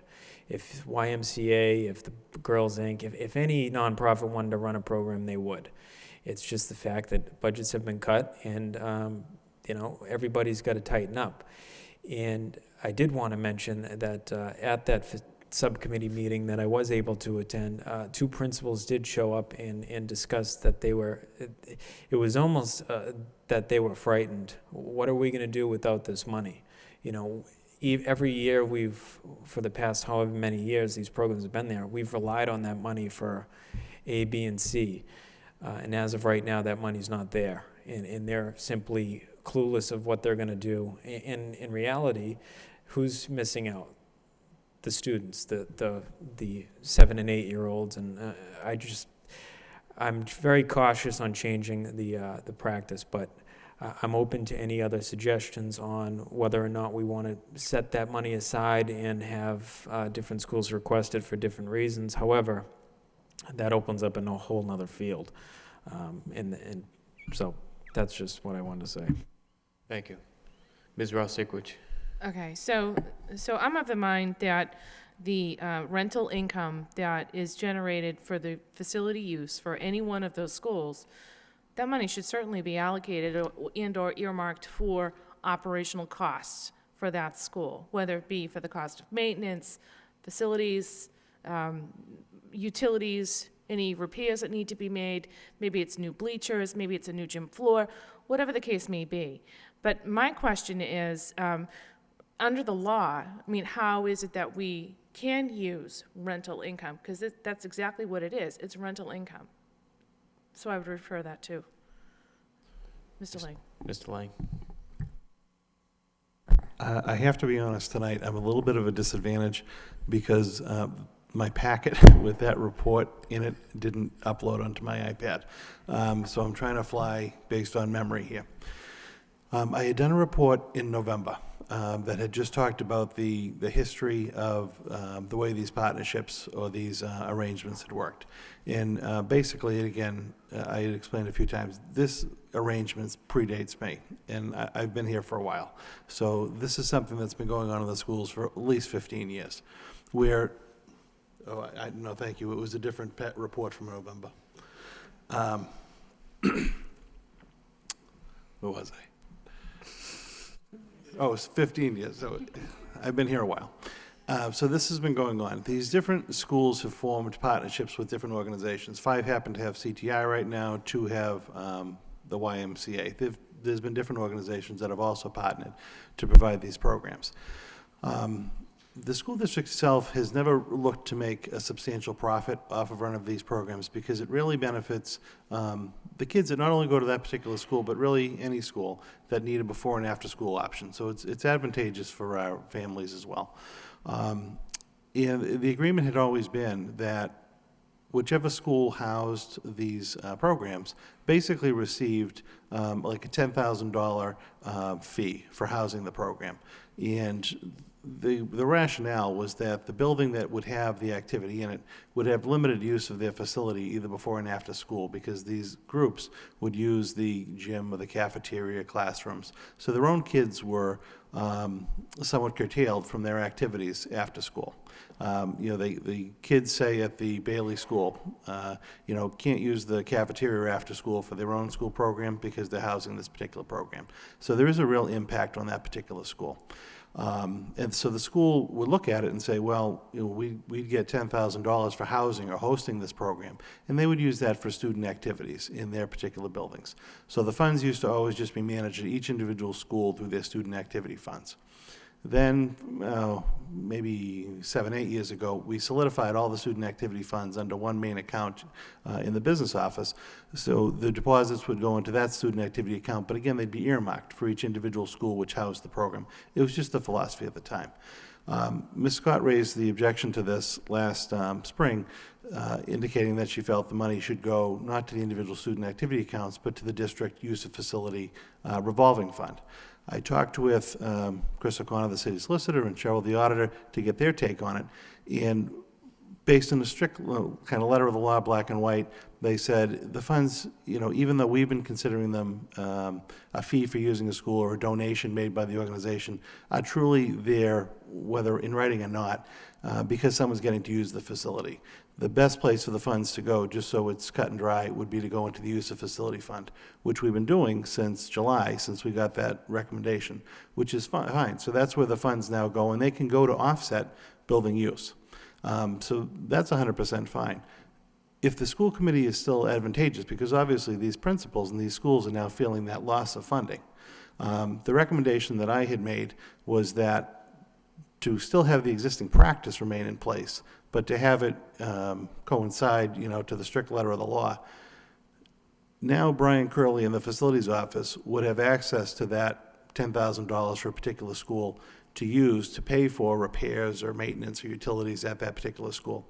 He would have $10,000 in the facilities budget that he wouldn't necessarily need, because now he can access the $10,000 from the use of facility to maintain that building.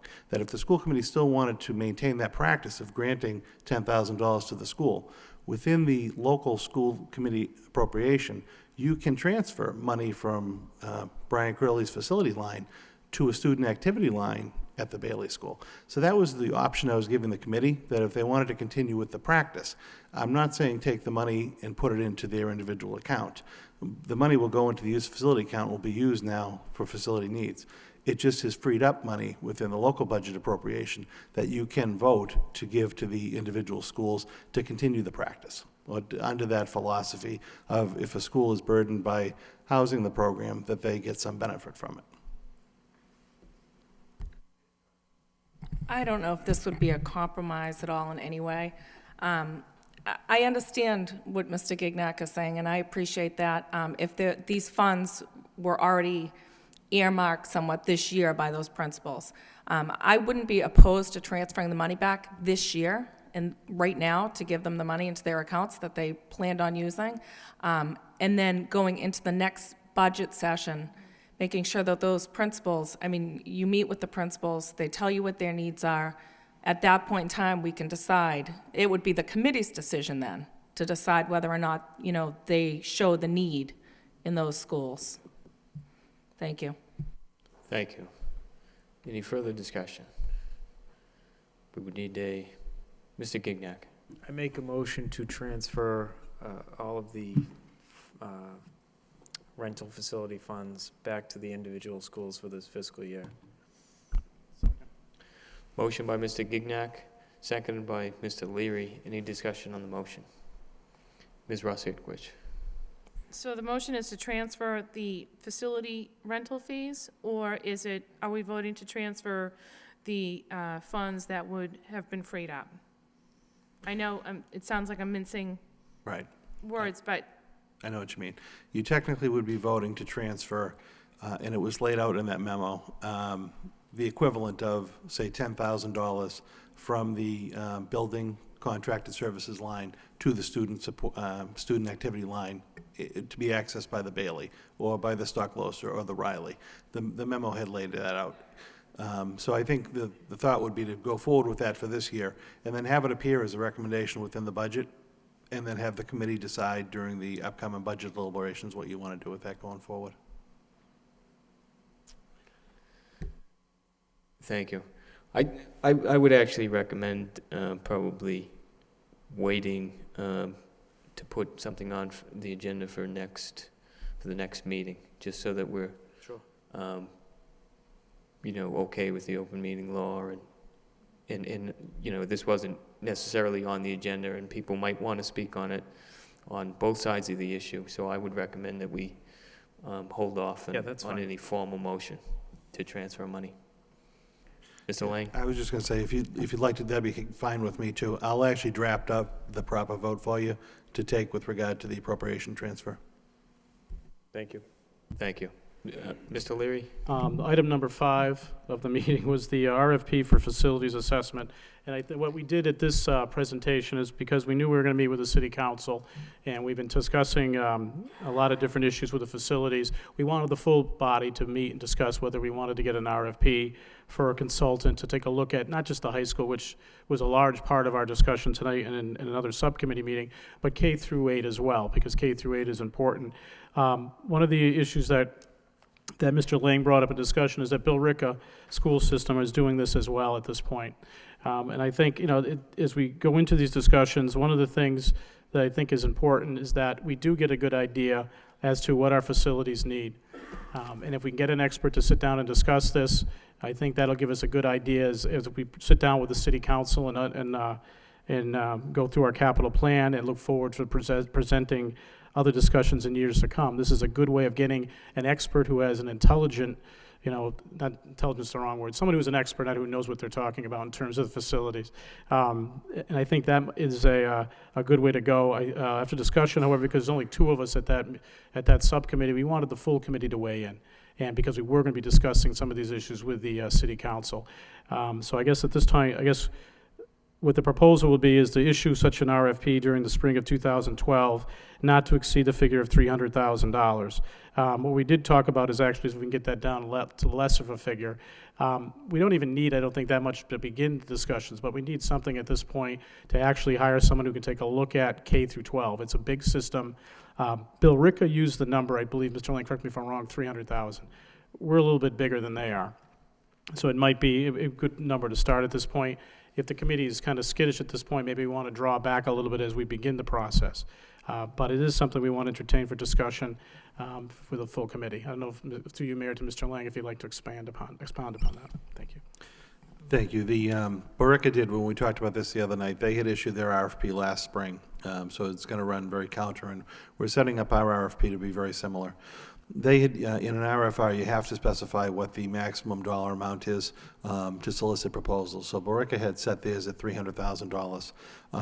Borica has less buildings than us, but as we were talking about the other night, one of the significant costs in the study is obviously HVAC systems.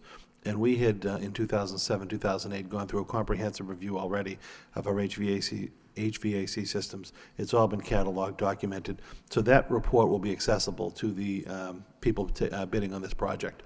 So I feel there's a trade-off between, we obviously have more buildings, but we do have a significant piece of the proposal done that they won't have to go out and do a lot of field work. They'll have to verify. But I thought if we established a not to exceed of $300,000, that was a good figure to at least get going with the work. And then obviously it's a negotiation. Once the proposals close and you actually start taking a look at the cost proposals, you negotiate with the vendors to find out exactly what contract you're ultimately going to award.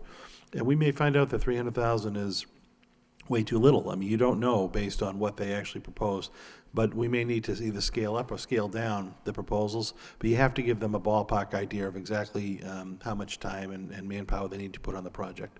So I would recommend authorizing the not to exceed of $300,000, and we could actually work on getting that out within the next 2 weeks to be able to start the evaluation process in March. Mr. Leary. I guess I'd make that as a form of a motion at this point, to go out and do the RFP up to $300,000, and at that point, we can sit down to see if it's something that's of best benefit for the system. Thank you. So moved by Mr. Leary, seconded by Ms. Ross-Sigwich. Any discussion? Roll call, please. Ms. Martin? Mayor Murphy? Yes. Ms. Ross-Sigwich? Yes. Ms. Scott? Yes. Mr. Conway? Yes. Mr. Gignac? Yes. Mr. Leary? Yes. 6 yeas, 1 absent, approved. Number 6 on the item was the financial review of the food service program. I'll be brief because we're going to have another meeting on this, but we basically discussed that we're going to be going out to an RFP that will require a vote of the school committee in the later part of March of 2013. So I don't know if we need to go over it unless someone has a particular comment that they want to make at this point. But we plan on, one of the things we discuss is meeting more regularly with the school committee and the food service, whoever we select, if we continue with that RFP process. So I don't know if anybody, okay. Now, item number 7, we actually were supposed to go to the policy subcommittee, so that was moved over. Talked a little bit about it, but wrong subcommittee. So number 8 was the ROT staffing review. And we actually, Committeewoman Scott and I actually took a vote, and the vote was, which is not in my minutes here, but the vote was actually to request the school committee ask the administration, as they go through their budget process, to take a look at the ROTC report and its request for an additional personnel, and to give a copy of that ROTC report to all the school committee members as we approach the budget process. The thinking at this point is that the ROTC, which is I think one of the largest ROTC programs in the country, has 3 staff members. And the governing board of the ROTC, the Air Force, actually said you need more members. And it was something that they were in their audit saying that this is an important factor of continuing and maintaining the program. So what we like to do is get a report from the administration as we go into the budget. Should we be adding an additional member to continue the program? So that was a motion by Ms. Scott and seconded by myself. And I'd just like to make that as a form of a motion to the full school committee. Motion by Mr. Leary, seconded by Ms. Scott. Any discussion? All those in favor, signify by saying aye. Opposed? So voted. Mr. Leary. And that's essentially, we did talk about science labs and other facility needs. Why wouldn't you? You do it at every subcommittee. But at that point, it was a motion to adjourn at 7:28, and I make that as a motion for a report of progress. Motion to accept as a report of progress by Mr. Leary, seconded by Mr. Gignac. All those in favor signify by saying aye. Opposed, so voted. Next, we have the Technology Subcommittee. Report of the meeting on Monday, February 4th, 2013. Ms. Scott. Thank you, Mr. Mayor. Another long meeting after the Finance Subcommittee meeting. We began at 7:32 p.m. on February 4th. Present were myself and committee member James Leary. Also, it's not listed here, but committee member Robert Gignac was present. School department personnel Jean Franco, Jay Lang, and Bill Silver, our new Director of Information, Community, and Technology Services. Also present were basically the entire technology department.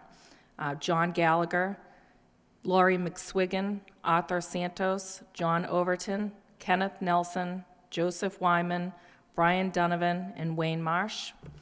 Our first item on the agenda was technology, a look back and a look forward. It was a presentation by William Silver. He reviewed where we've come basically in the last 6 months and where we're going. I would like to point out, I guess, that it was a long list, a tremendous level of work completed in 6 months. The list is very long, but I'll just point out a few items that we've completed. In 6-month period of time, we've rolled out 1,800 MacBook computers, image configured and distributed. We've rolled out 1,500 iMac desktop computers, 1,000 iPads with apps configured and delivered, over 100 smart boards installed, and users received an initial training.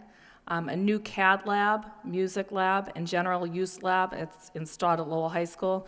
The list goes on. There's about 7 or 8 other items that have been completed. Just a tremendous amount of work. We've also basically created an entire new technology department that didn't exist before in 6 months. He also went over the upcoming initiatives. Again, a long list that he has planned, but a few of the that stood out to me were upgrading the existing wireless infrastructure and also implementing a Lowell High School iPad classroom pilot and certifying trainers in Google Apps. And again, many other items, just a tremendous amount of work completed. A motion by James Leary and seconded by myself to accept the report as a report of progress on that item. The next item that I just mentioned was the Lowell High School technology pilot. Bill Silver, again, reported to us on the technology that may be used within classrooms at the high school. 32 teachers were selected to participate by the department heads. It is an iPad pilot for 2013.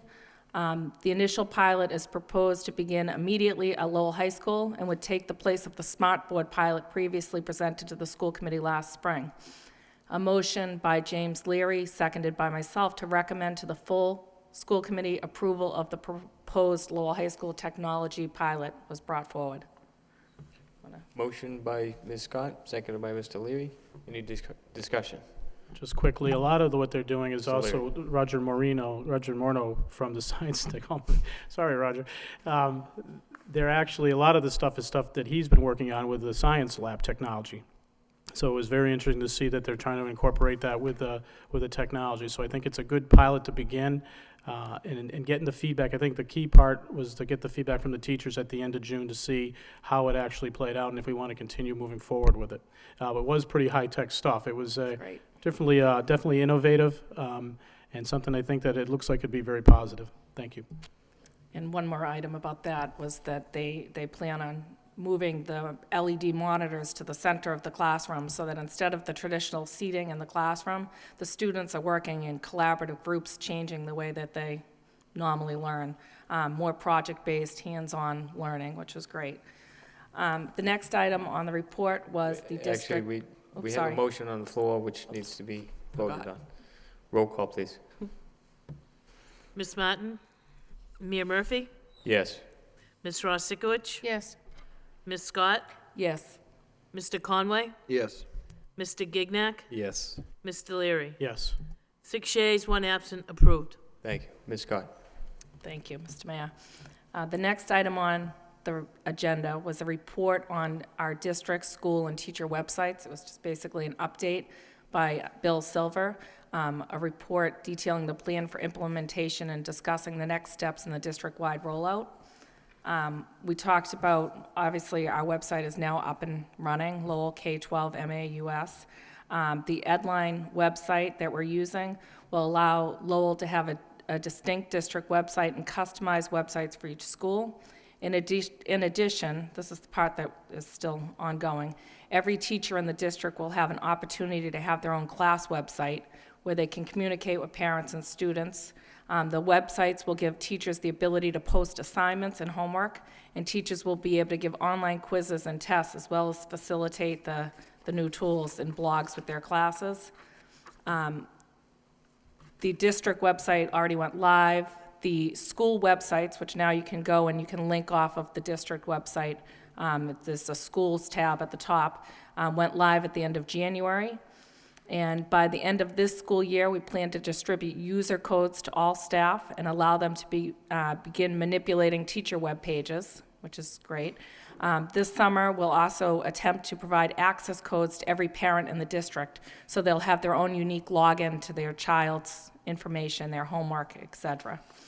That was a report of progress, a motion by James Leary and seconded by myself.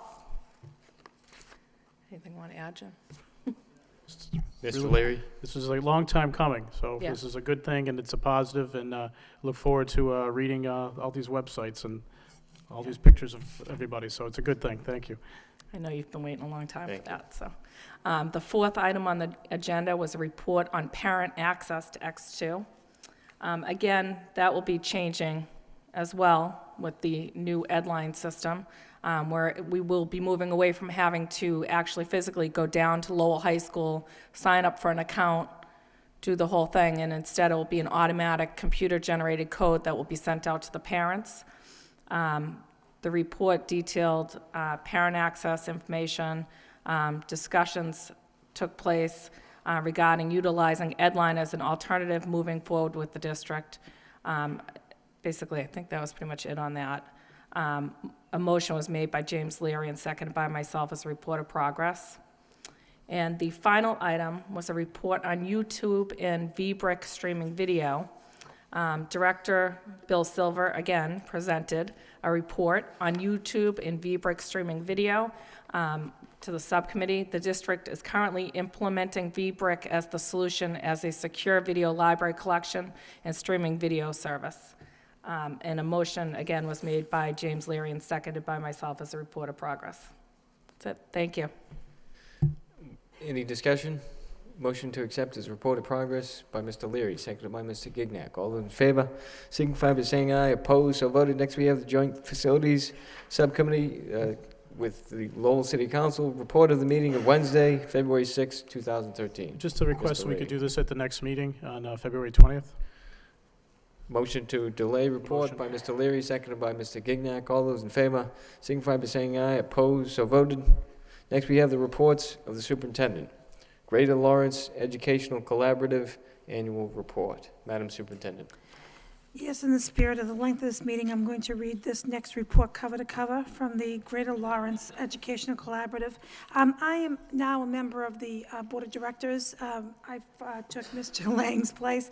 This is an annual report, but as a member, part of the charter of the GLEC organization is that sending school committees where our children in the collaborative get their annual report. So this report is provided for your reading at your leisure, and it just tells their last year's pieces. It's been very interesting for me to go to monthly meetings at GLEC and to look at some of the upgrades and what they need to do to get that organization functioning at a higher level. So this is just for your review, and it's a mandate by the collaborative, so every school committee in the area gets this. Thank you. Any discussion on the report? Entertain a motion to accept and place on file.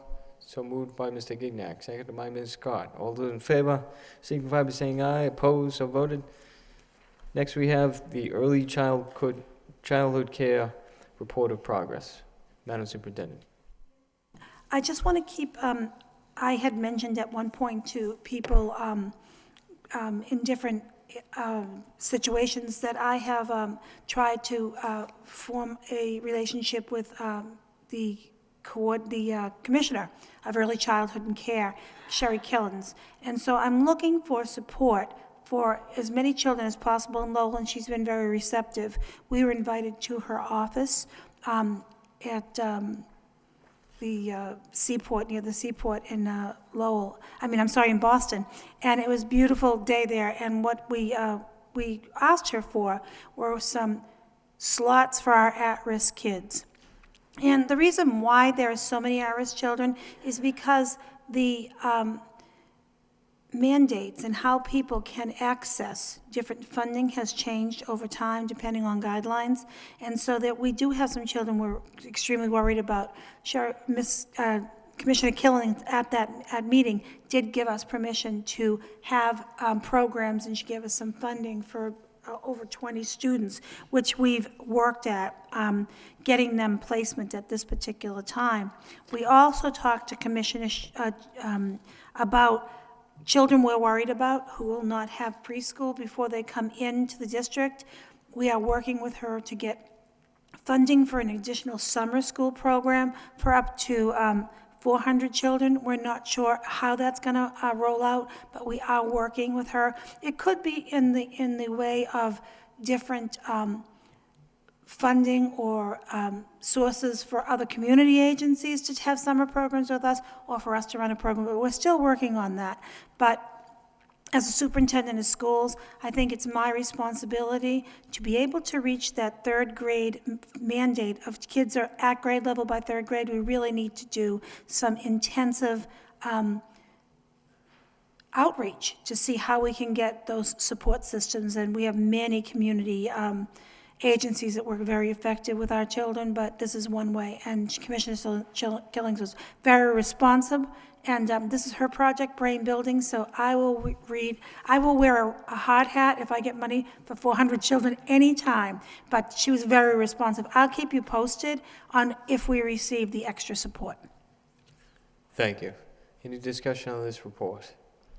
Entertain a motion to accept and place on file. So moved by Ms. Scott, seconded by Mr. Leary. All those in favor signify by saying aye. Opposed, so voted. Next report on dropout prevention and recovery. Madam Superintendent. Yes, thank you. Assistant Superintendent Ann Murphy provided a summary of the dropout rate over the last 8 years and wrote quite a bit about the trends and the indicators that have been found in our history of the dropout rate at Lowell High School.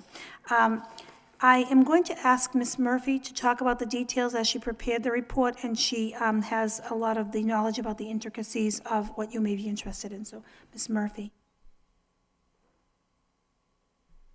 Thank you.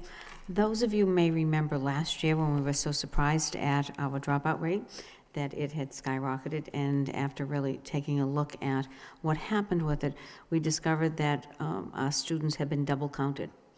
That when the SIMS report was submitted to DESE, our dropouts were counted, believe it actually was like June 16th, and then they were double counted on June 17th as part of the summer dropouts.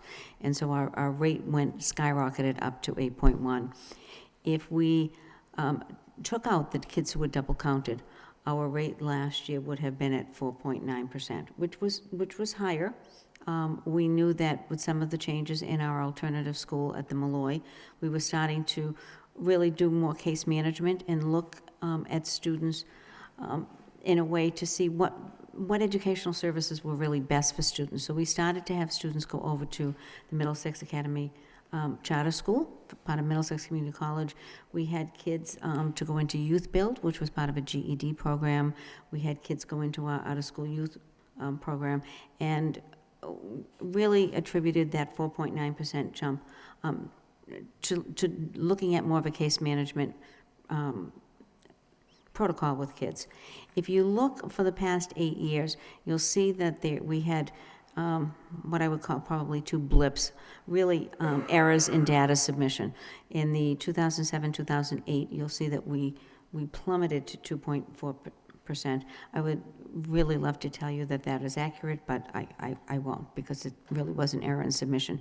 The same as last year's 8.1%, which was also an error in submission.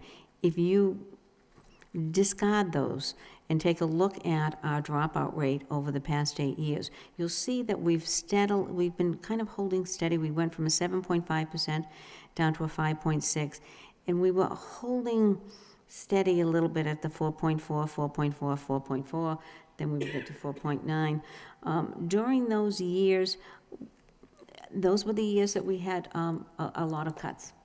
And I'm not going to say that they were all cuts, but we had significant cuts in student services. At the time, we lost our coordinator of student services at Lowell High School. We lost a district support specialist in my office. We lost 3 guidance counselors. We lost, and it was just due to budget cuts. There was a year that we didn't have a special education director, or actually I was a special education director.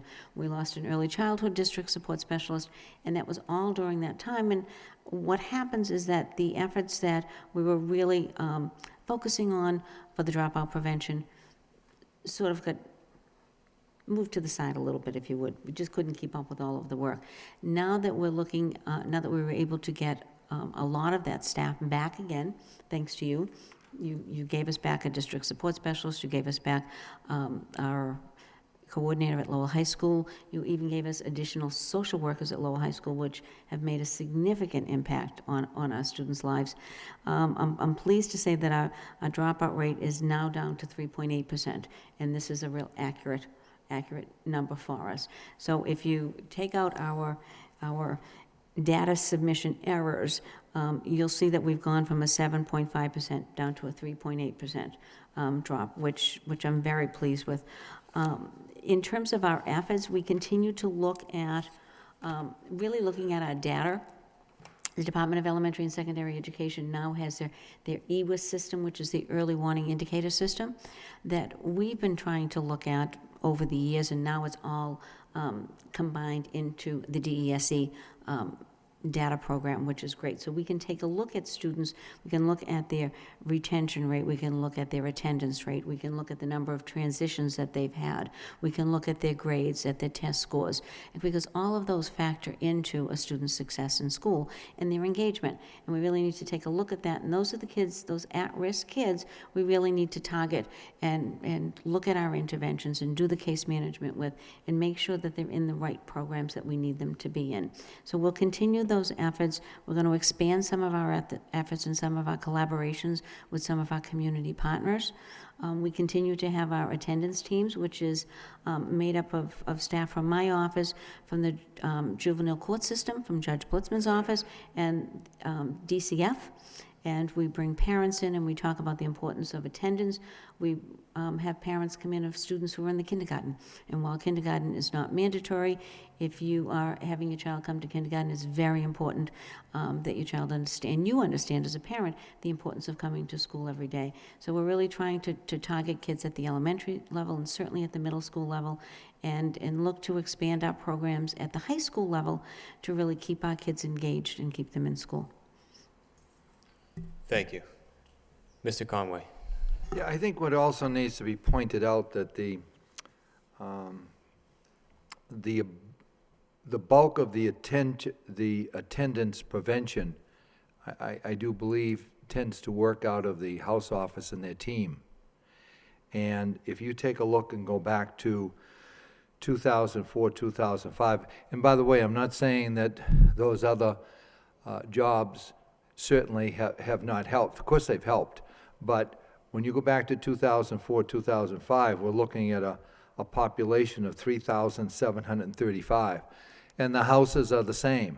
So therefore, the caseload is substantially higher for each housemaster to deal with than it is in 2011 and 2012, down to 3,164. So I think that has some effect also on the dropout rate. And the fact is that, again, the housemaster is responsible for the attendance, which obviously ties into dropout. And I think that certainly shows that when the numbers in the House office are decreased, I think it tends to have a little bit more success. Thank you. Thank you. Any further discussion? Mr. Gignac? Thank you, Mr. Mayor. I did want to mention that I was surprised, pleasantly surprised by the last year's dropout rate, because I do recall sitting here a year ago, and I don't believe any of us were very happy with the figure. And I was surprised by the 1% decrease because we hadn't instilled the new support services yet. So I expect that this school year, we'll have an even lower dropout rate because we did bring back those positions, and we did expand programs, and we're working on all sorts of different new ideas, such as the Career Academy at the Malloy. So I do expect our dropout rate to continue to decrease, but I did want to thank all of you, Superintendent and Assistant Superintendent, for your hard work, because it did pay off, and there was all sorts of press on this throughout the state on how other schools were challenged with this issue, and we it looks like we did a pretty good job. Thank you. Mr. Leary? Just quick, too. I think Mr. Conway, what he hit was pretty much with the way the feeling of the Housemasters. When these numbers came in, 2 of them live in my neighborhood. They were like livid, and you never seen people work harder trying to scrub through the numbers to find out why this issue was. And I think a lot of it was focused on their part to really drill down. I think a lot of adding the support services are going to help them going forward, but there were 2 mad people in the Highlands who just couldn't believe these numbers and thought it really was affecting, they took it personally. So I think we want to say kudos to the folks at the high school for really taking the initiative, working on it, and having some good results, and hopefully with the supports that this committee put back in place, we'll continue those good results. Thank you. Thank you. Any further discussion on this report? Entertain a motion to accept and place on file. So moved by Ms. Ross-Sikowicz, seconded by Ms. Scott. All those in favor signify by saying aye. Opposed, so voted. Next report is the District Capacity Project. Madam Superintendent. Yes, thank you, Mr. Mayor. The Union President Paul Georges, Mayor Murphy, and myself have all been asked to participate in a district capacity project. It's an initiative being run by the Massachusetts Education Partnership, and it's really looking at collaboration of labor, school management, and government. And they have asked us on several occasions if we would like to come together to work on one particular initiative, to make a collaborative effort to come to growth in one area. The DCP, they call it, is 2 years of initiative. It would take the 3 of us representing the district, the union, and the city to come together and look at one particular long-term issue. And I'm sure it will be related to one of the goals that we're trying to get through as a district. The Capacity Project provides us with a liaison who will work with us in Lowell to get together to meet at whatever issue. We'll talk about what it will be as we meet this particular person. They say that the particular program costs about $30,000, and it's covered by Race to the Top and other funding processes. As a matter of fact, not even Race to the Top. You can see on the next page a number of substantially important organizations that contribute to this. What I'm asking this evening to enable Mayor Murphy, Mr. Georges, and myself to participate, we would need a $3,000 annual fee permission from you all, which we would take from the local district professional development funding for us to enable to pay the portion that the district has to pay for us to continue our collaborative work. Any discussion on the report? I should say that something's come up, and I'll only be here for a year, so I can't commit to the full 2 years. And it's no Cincinnati, but I'm looking forward to it. Roll call, please. Excuse me, motion. So moved by Mr. Leary, seconded by Mr. Gignac. Roll call, please. Ms. Martin? Mayor Murphy? Yes. Ms. Ross-Sikowicz? Yes. Ms. Scott? Yes. Mr. Conway? Yes. Mr. Gignac? Yes. Mr. Leary? Yes.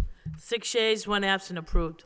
Thank you. Next report, response to the motion of January 16th, 2013 by David Conway to ask the superintendent to report on the status of ID badges at the high school. Please include the procedure and policy that is used to ensure that its compliance and whether its process is effective. Madam Superintendent. Yes, thank you, Mr. Mayor. There is a bulleted list of about 10 different action steps that are taken into account, maybe a few more, at Lowell High School to make sure that children are in fact using their ID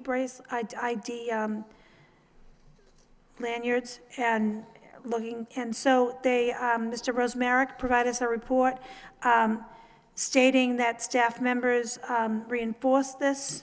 There was a recent faculty meeting where it was reviewed. Class meetings with housemasters are used to remind students. The ID's been discussed various times through the Headmasters Advisory Council. And also Connect Ed system has been used to remind young people and their parents that they need to use the IDs. Friends of Lowell High parents have been talked about the importance of IDs with students wearing them, and et cetera.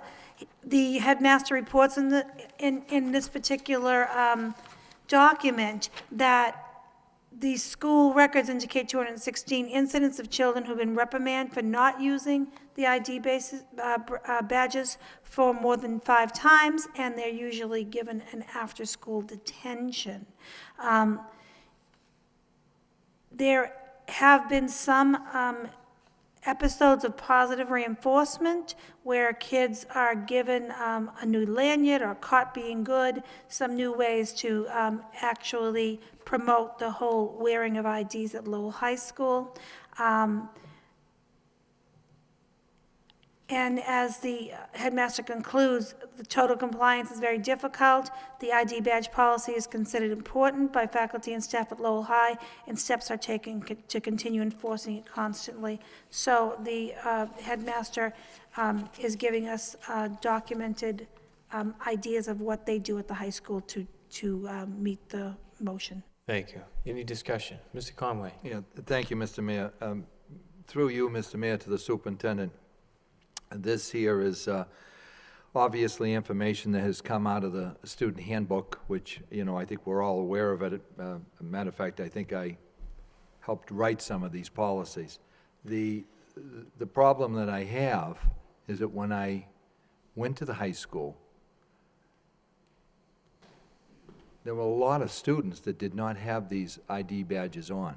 I mean, I understand what the policy is, very easy to, you know, we vote on the policies. However, when I go down there, and I know teachers have said it, parents have said it, even students have said, you really don't have to wear it. It doesn't seem like it's mandatory. And I think, you know, again, it's not an easy process to make sure that takes place. It's just ongoing, and it's a constant battle. But because of security, I think it's extremely important that we continue with this. Safety, I think that's obviously paramount, I think, on everyone's minds. And I think it's, and one student said to me, you know, it certainly helps to take a look if somebody is in our school or not. And again, I think it's something that we should take a look at, Madam Superintendent. I know you meet down the high school quite often. You know, take a look, take a walk into those classrooms and see if those students do have them. Thank you. Thank you. Ms. Rossikwich. I guess based on commentary comments from students that, you know, it's really not a big deal, they didn't know they had to wear it, they didn't know it was mandatory. I mean, every single one of those students gets a handbook at the beginning of the year. They take it home. They're supposed to read it. They sign off on it. The parent signs off on it, and they send it back. So there's clearly a disconnect. I mean, I know with my own children, we actually sit down at the dinner table and actually go through the rules of the school, because we all need to be accountable for their actions in that school. So I guess that needs to be reinforced with our parents as well, that, you know, there's some teaching that has to go on at home in order to reinforce the rules of our schools. Ms. Scott, and then Ms. I also, sorry, Mr. Mayor, through you, Mr. Mayor, to Madam Superintendent. I also had the opportunity recently to sit with a group of, just by chance, with a group of students that were from Lowell High School and also from the Greater Lowell Technical High School. And the topic of discussion was ID badges, just so happened. And the Lowell High School students said they weren't required at the high school. And when I went to tour the high school, they were not wearing ID badges. The Greater Lowell Technical High School said they cannot walk through the hall, and they are not allowed into a class without an ID badge. They are instantly sent to the office. So as far as this line that says, this is a little disappointing to me, this line that says, although total compliance will always be difficult, somehow they've managed that at the Greater Lowell Technical High School, and I don't know if there's any communication that can happen with them to find out what their policies are or how they enforce those policies. Thank you. Thank you. Ms. Murphy? Thank you. After this motion came out, I went to the Lowell High School and I met with the headmaster and all of the housemasters and the administrative staff to talk about the badges. Because I too had walked through Lowell High School. I'm over there quite often, meeting with housemasters and standing in the hallways when classes move to take a look and see how many kids had their badges on. And it was a big concern. After this motion came out and I met with the housemasters, they designed a plan where they really stressed the importance of having the badges on. At the beginning of the second semester, each housemaster met with all of their students. They meet with the sophomores, juniors, and seniors for about, I think it's like a 20 to 30-minute meeting, just going over the rules and the regulations again. And they've really stressed wearing your badges and not just having them on the backpacks or hanging from a pocket, but having them around the neck. There was a meeting with all of the teachers to stress the importance of the badges with all of the teachers, that they need to make sure that kids have them first thing in the morning. If they don't have them, they had to send the students to the house office for a temporary badge. I will say that after those meetings, when I have been at the high school, and unfortunately this week I've spent a lot of time at the high school, kids have their badges. And I've been really noticing more and more kids. I would say we're probably looking about 90% compliance now with the kids wearing their badges. A big difference from, a month and a half ago when I was down there. So I think that, I know that the high school is stressing with the kids that they have to have them, that stressing with the teachers that they need to send the kids to the house offices if they don't have their badges, and they're really following through on it, and because of this motion. Thank you. Mr. Gignac? Thank you, Mr. Murphy. Mayor Murphy, sorry. This issue came to me when we did meet with the high school students, and they mentioned that they don't have to wear them. And then the superintendent and I went to the high school for the dual enrollment celebration, and it was, you could see where the students were told they need to, and then the students that were never told. And it comes down to a safety issue, and it sounds like a little thing that might bother a few of us, but it is a safety issue. It tells us who's in the building, and it actually, on the ID badges, it has your emergency evacuation information. So it says where the student needs to be if there is an emergency evacuation when they go to the Songus. So if they don't have that ID badge, how are they supposed to remember where they're supposed to sit? They don't go to the Songus once a month for a drill.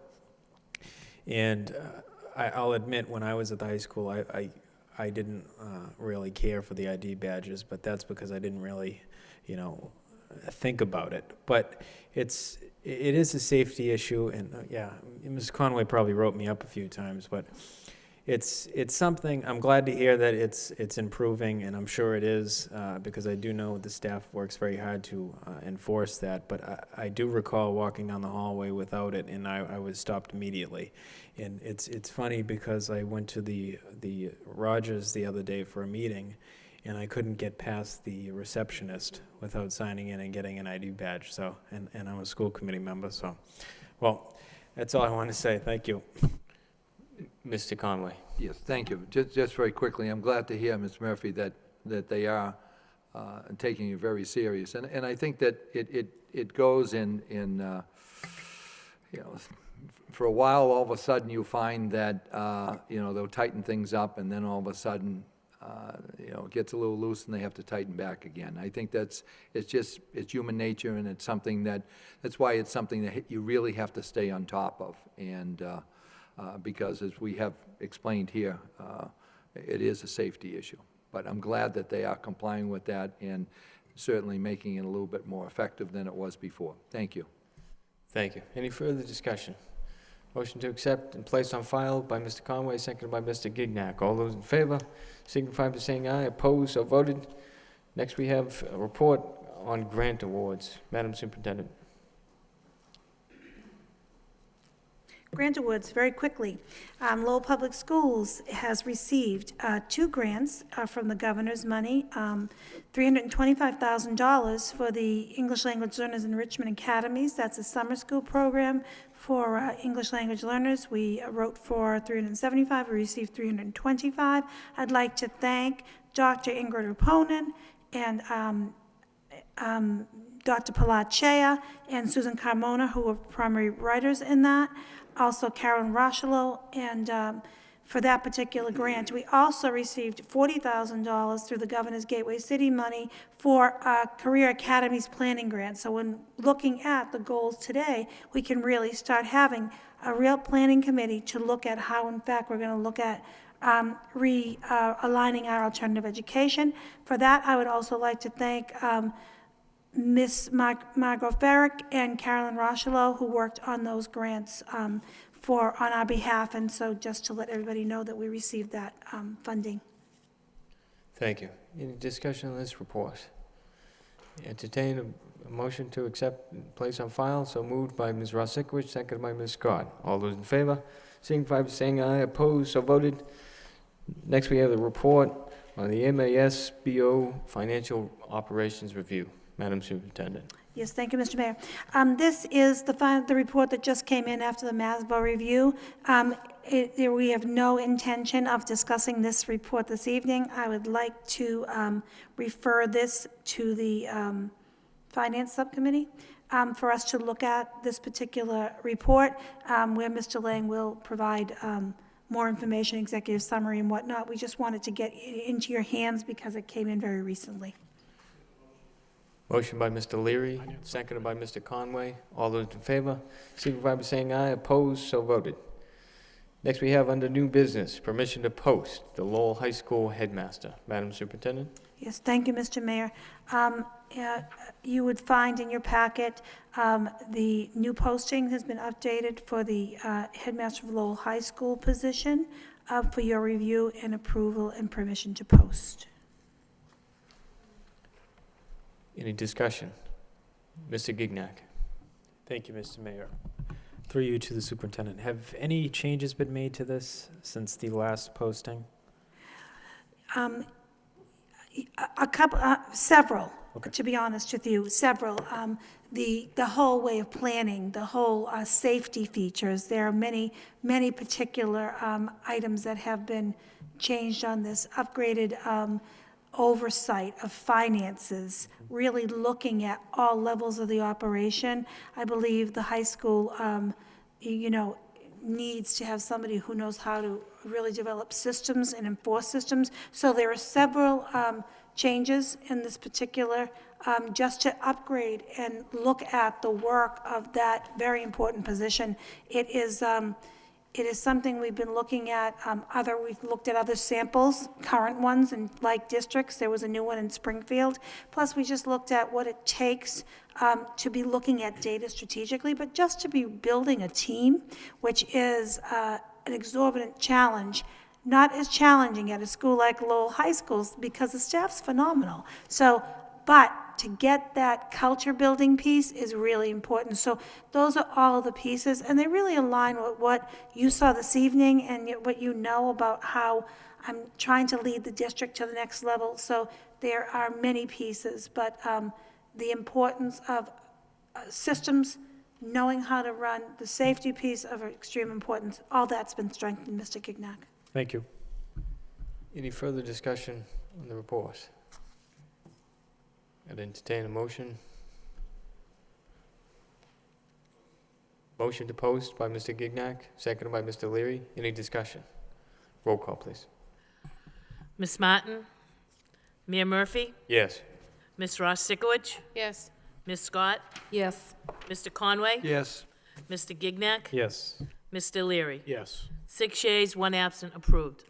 Thank you. Under convention and conference requests, we have 5 requests. I entertain a motion to take all 5 together. So moved by Mr. Leary, seconded by Mr. Gignac. All those in favor signify by saying aye. Opposed, so voted. Entertain a motion to approve. Motion to approve by Mr. Gignac, seconded by Ms. Rosikowicz. Roll call, please. Ms. Martin? Mayor Murphy? Yes. Ms. Ross Sikowicz? Yes. Ms. Scott? Yes. Mr. Conway? Yes. Mr. Gignac? Yes. Mr. Leary? Yes. 6 yeas, 1 absent, approved. Next, under communications, we have a letter of thanks and recognition regarding the Lowell High School Junior Air Force ROTC from State Senator Eileen M. Donahue and the Merrimack Valley Food Bank. Motion to accept and place on file by Ms. Scott, seconded by Mr. Gignac. All those in favor signify by saying aye. Opposed, so voted. We have adjournment. Motion to adjourn by Mr. Conway, seconded by Ms. Rosikowicz. All those in favor signify by saying aye. Opposed, we stand adjourned.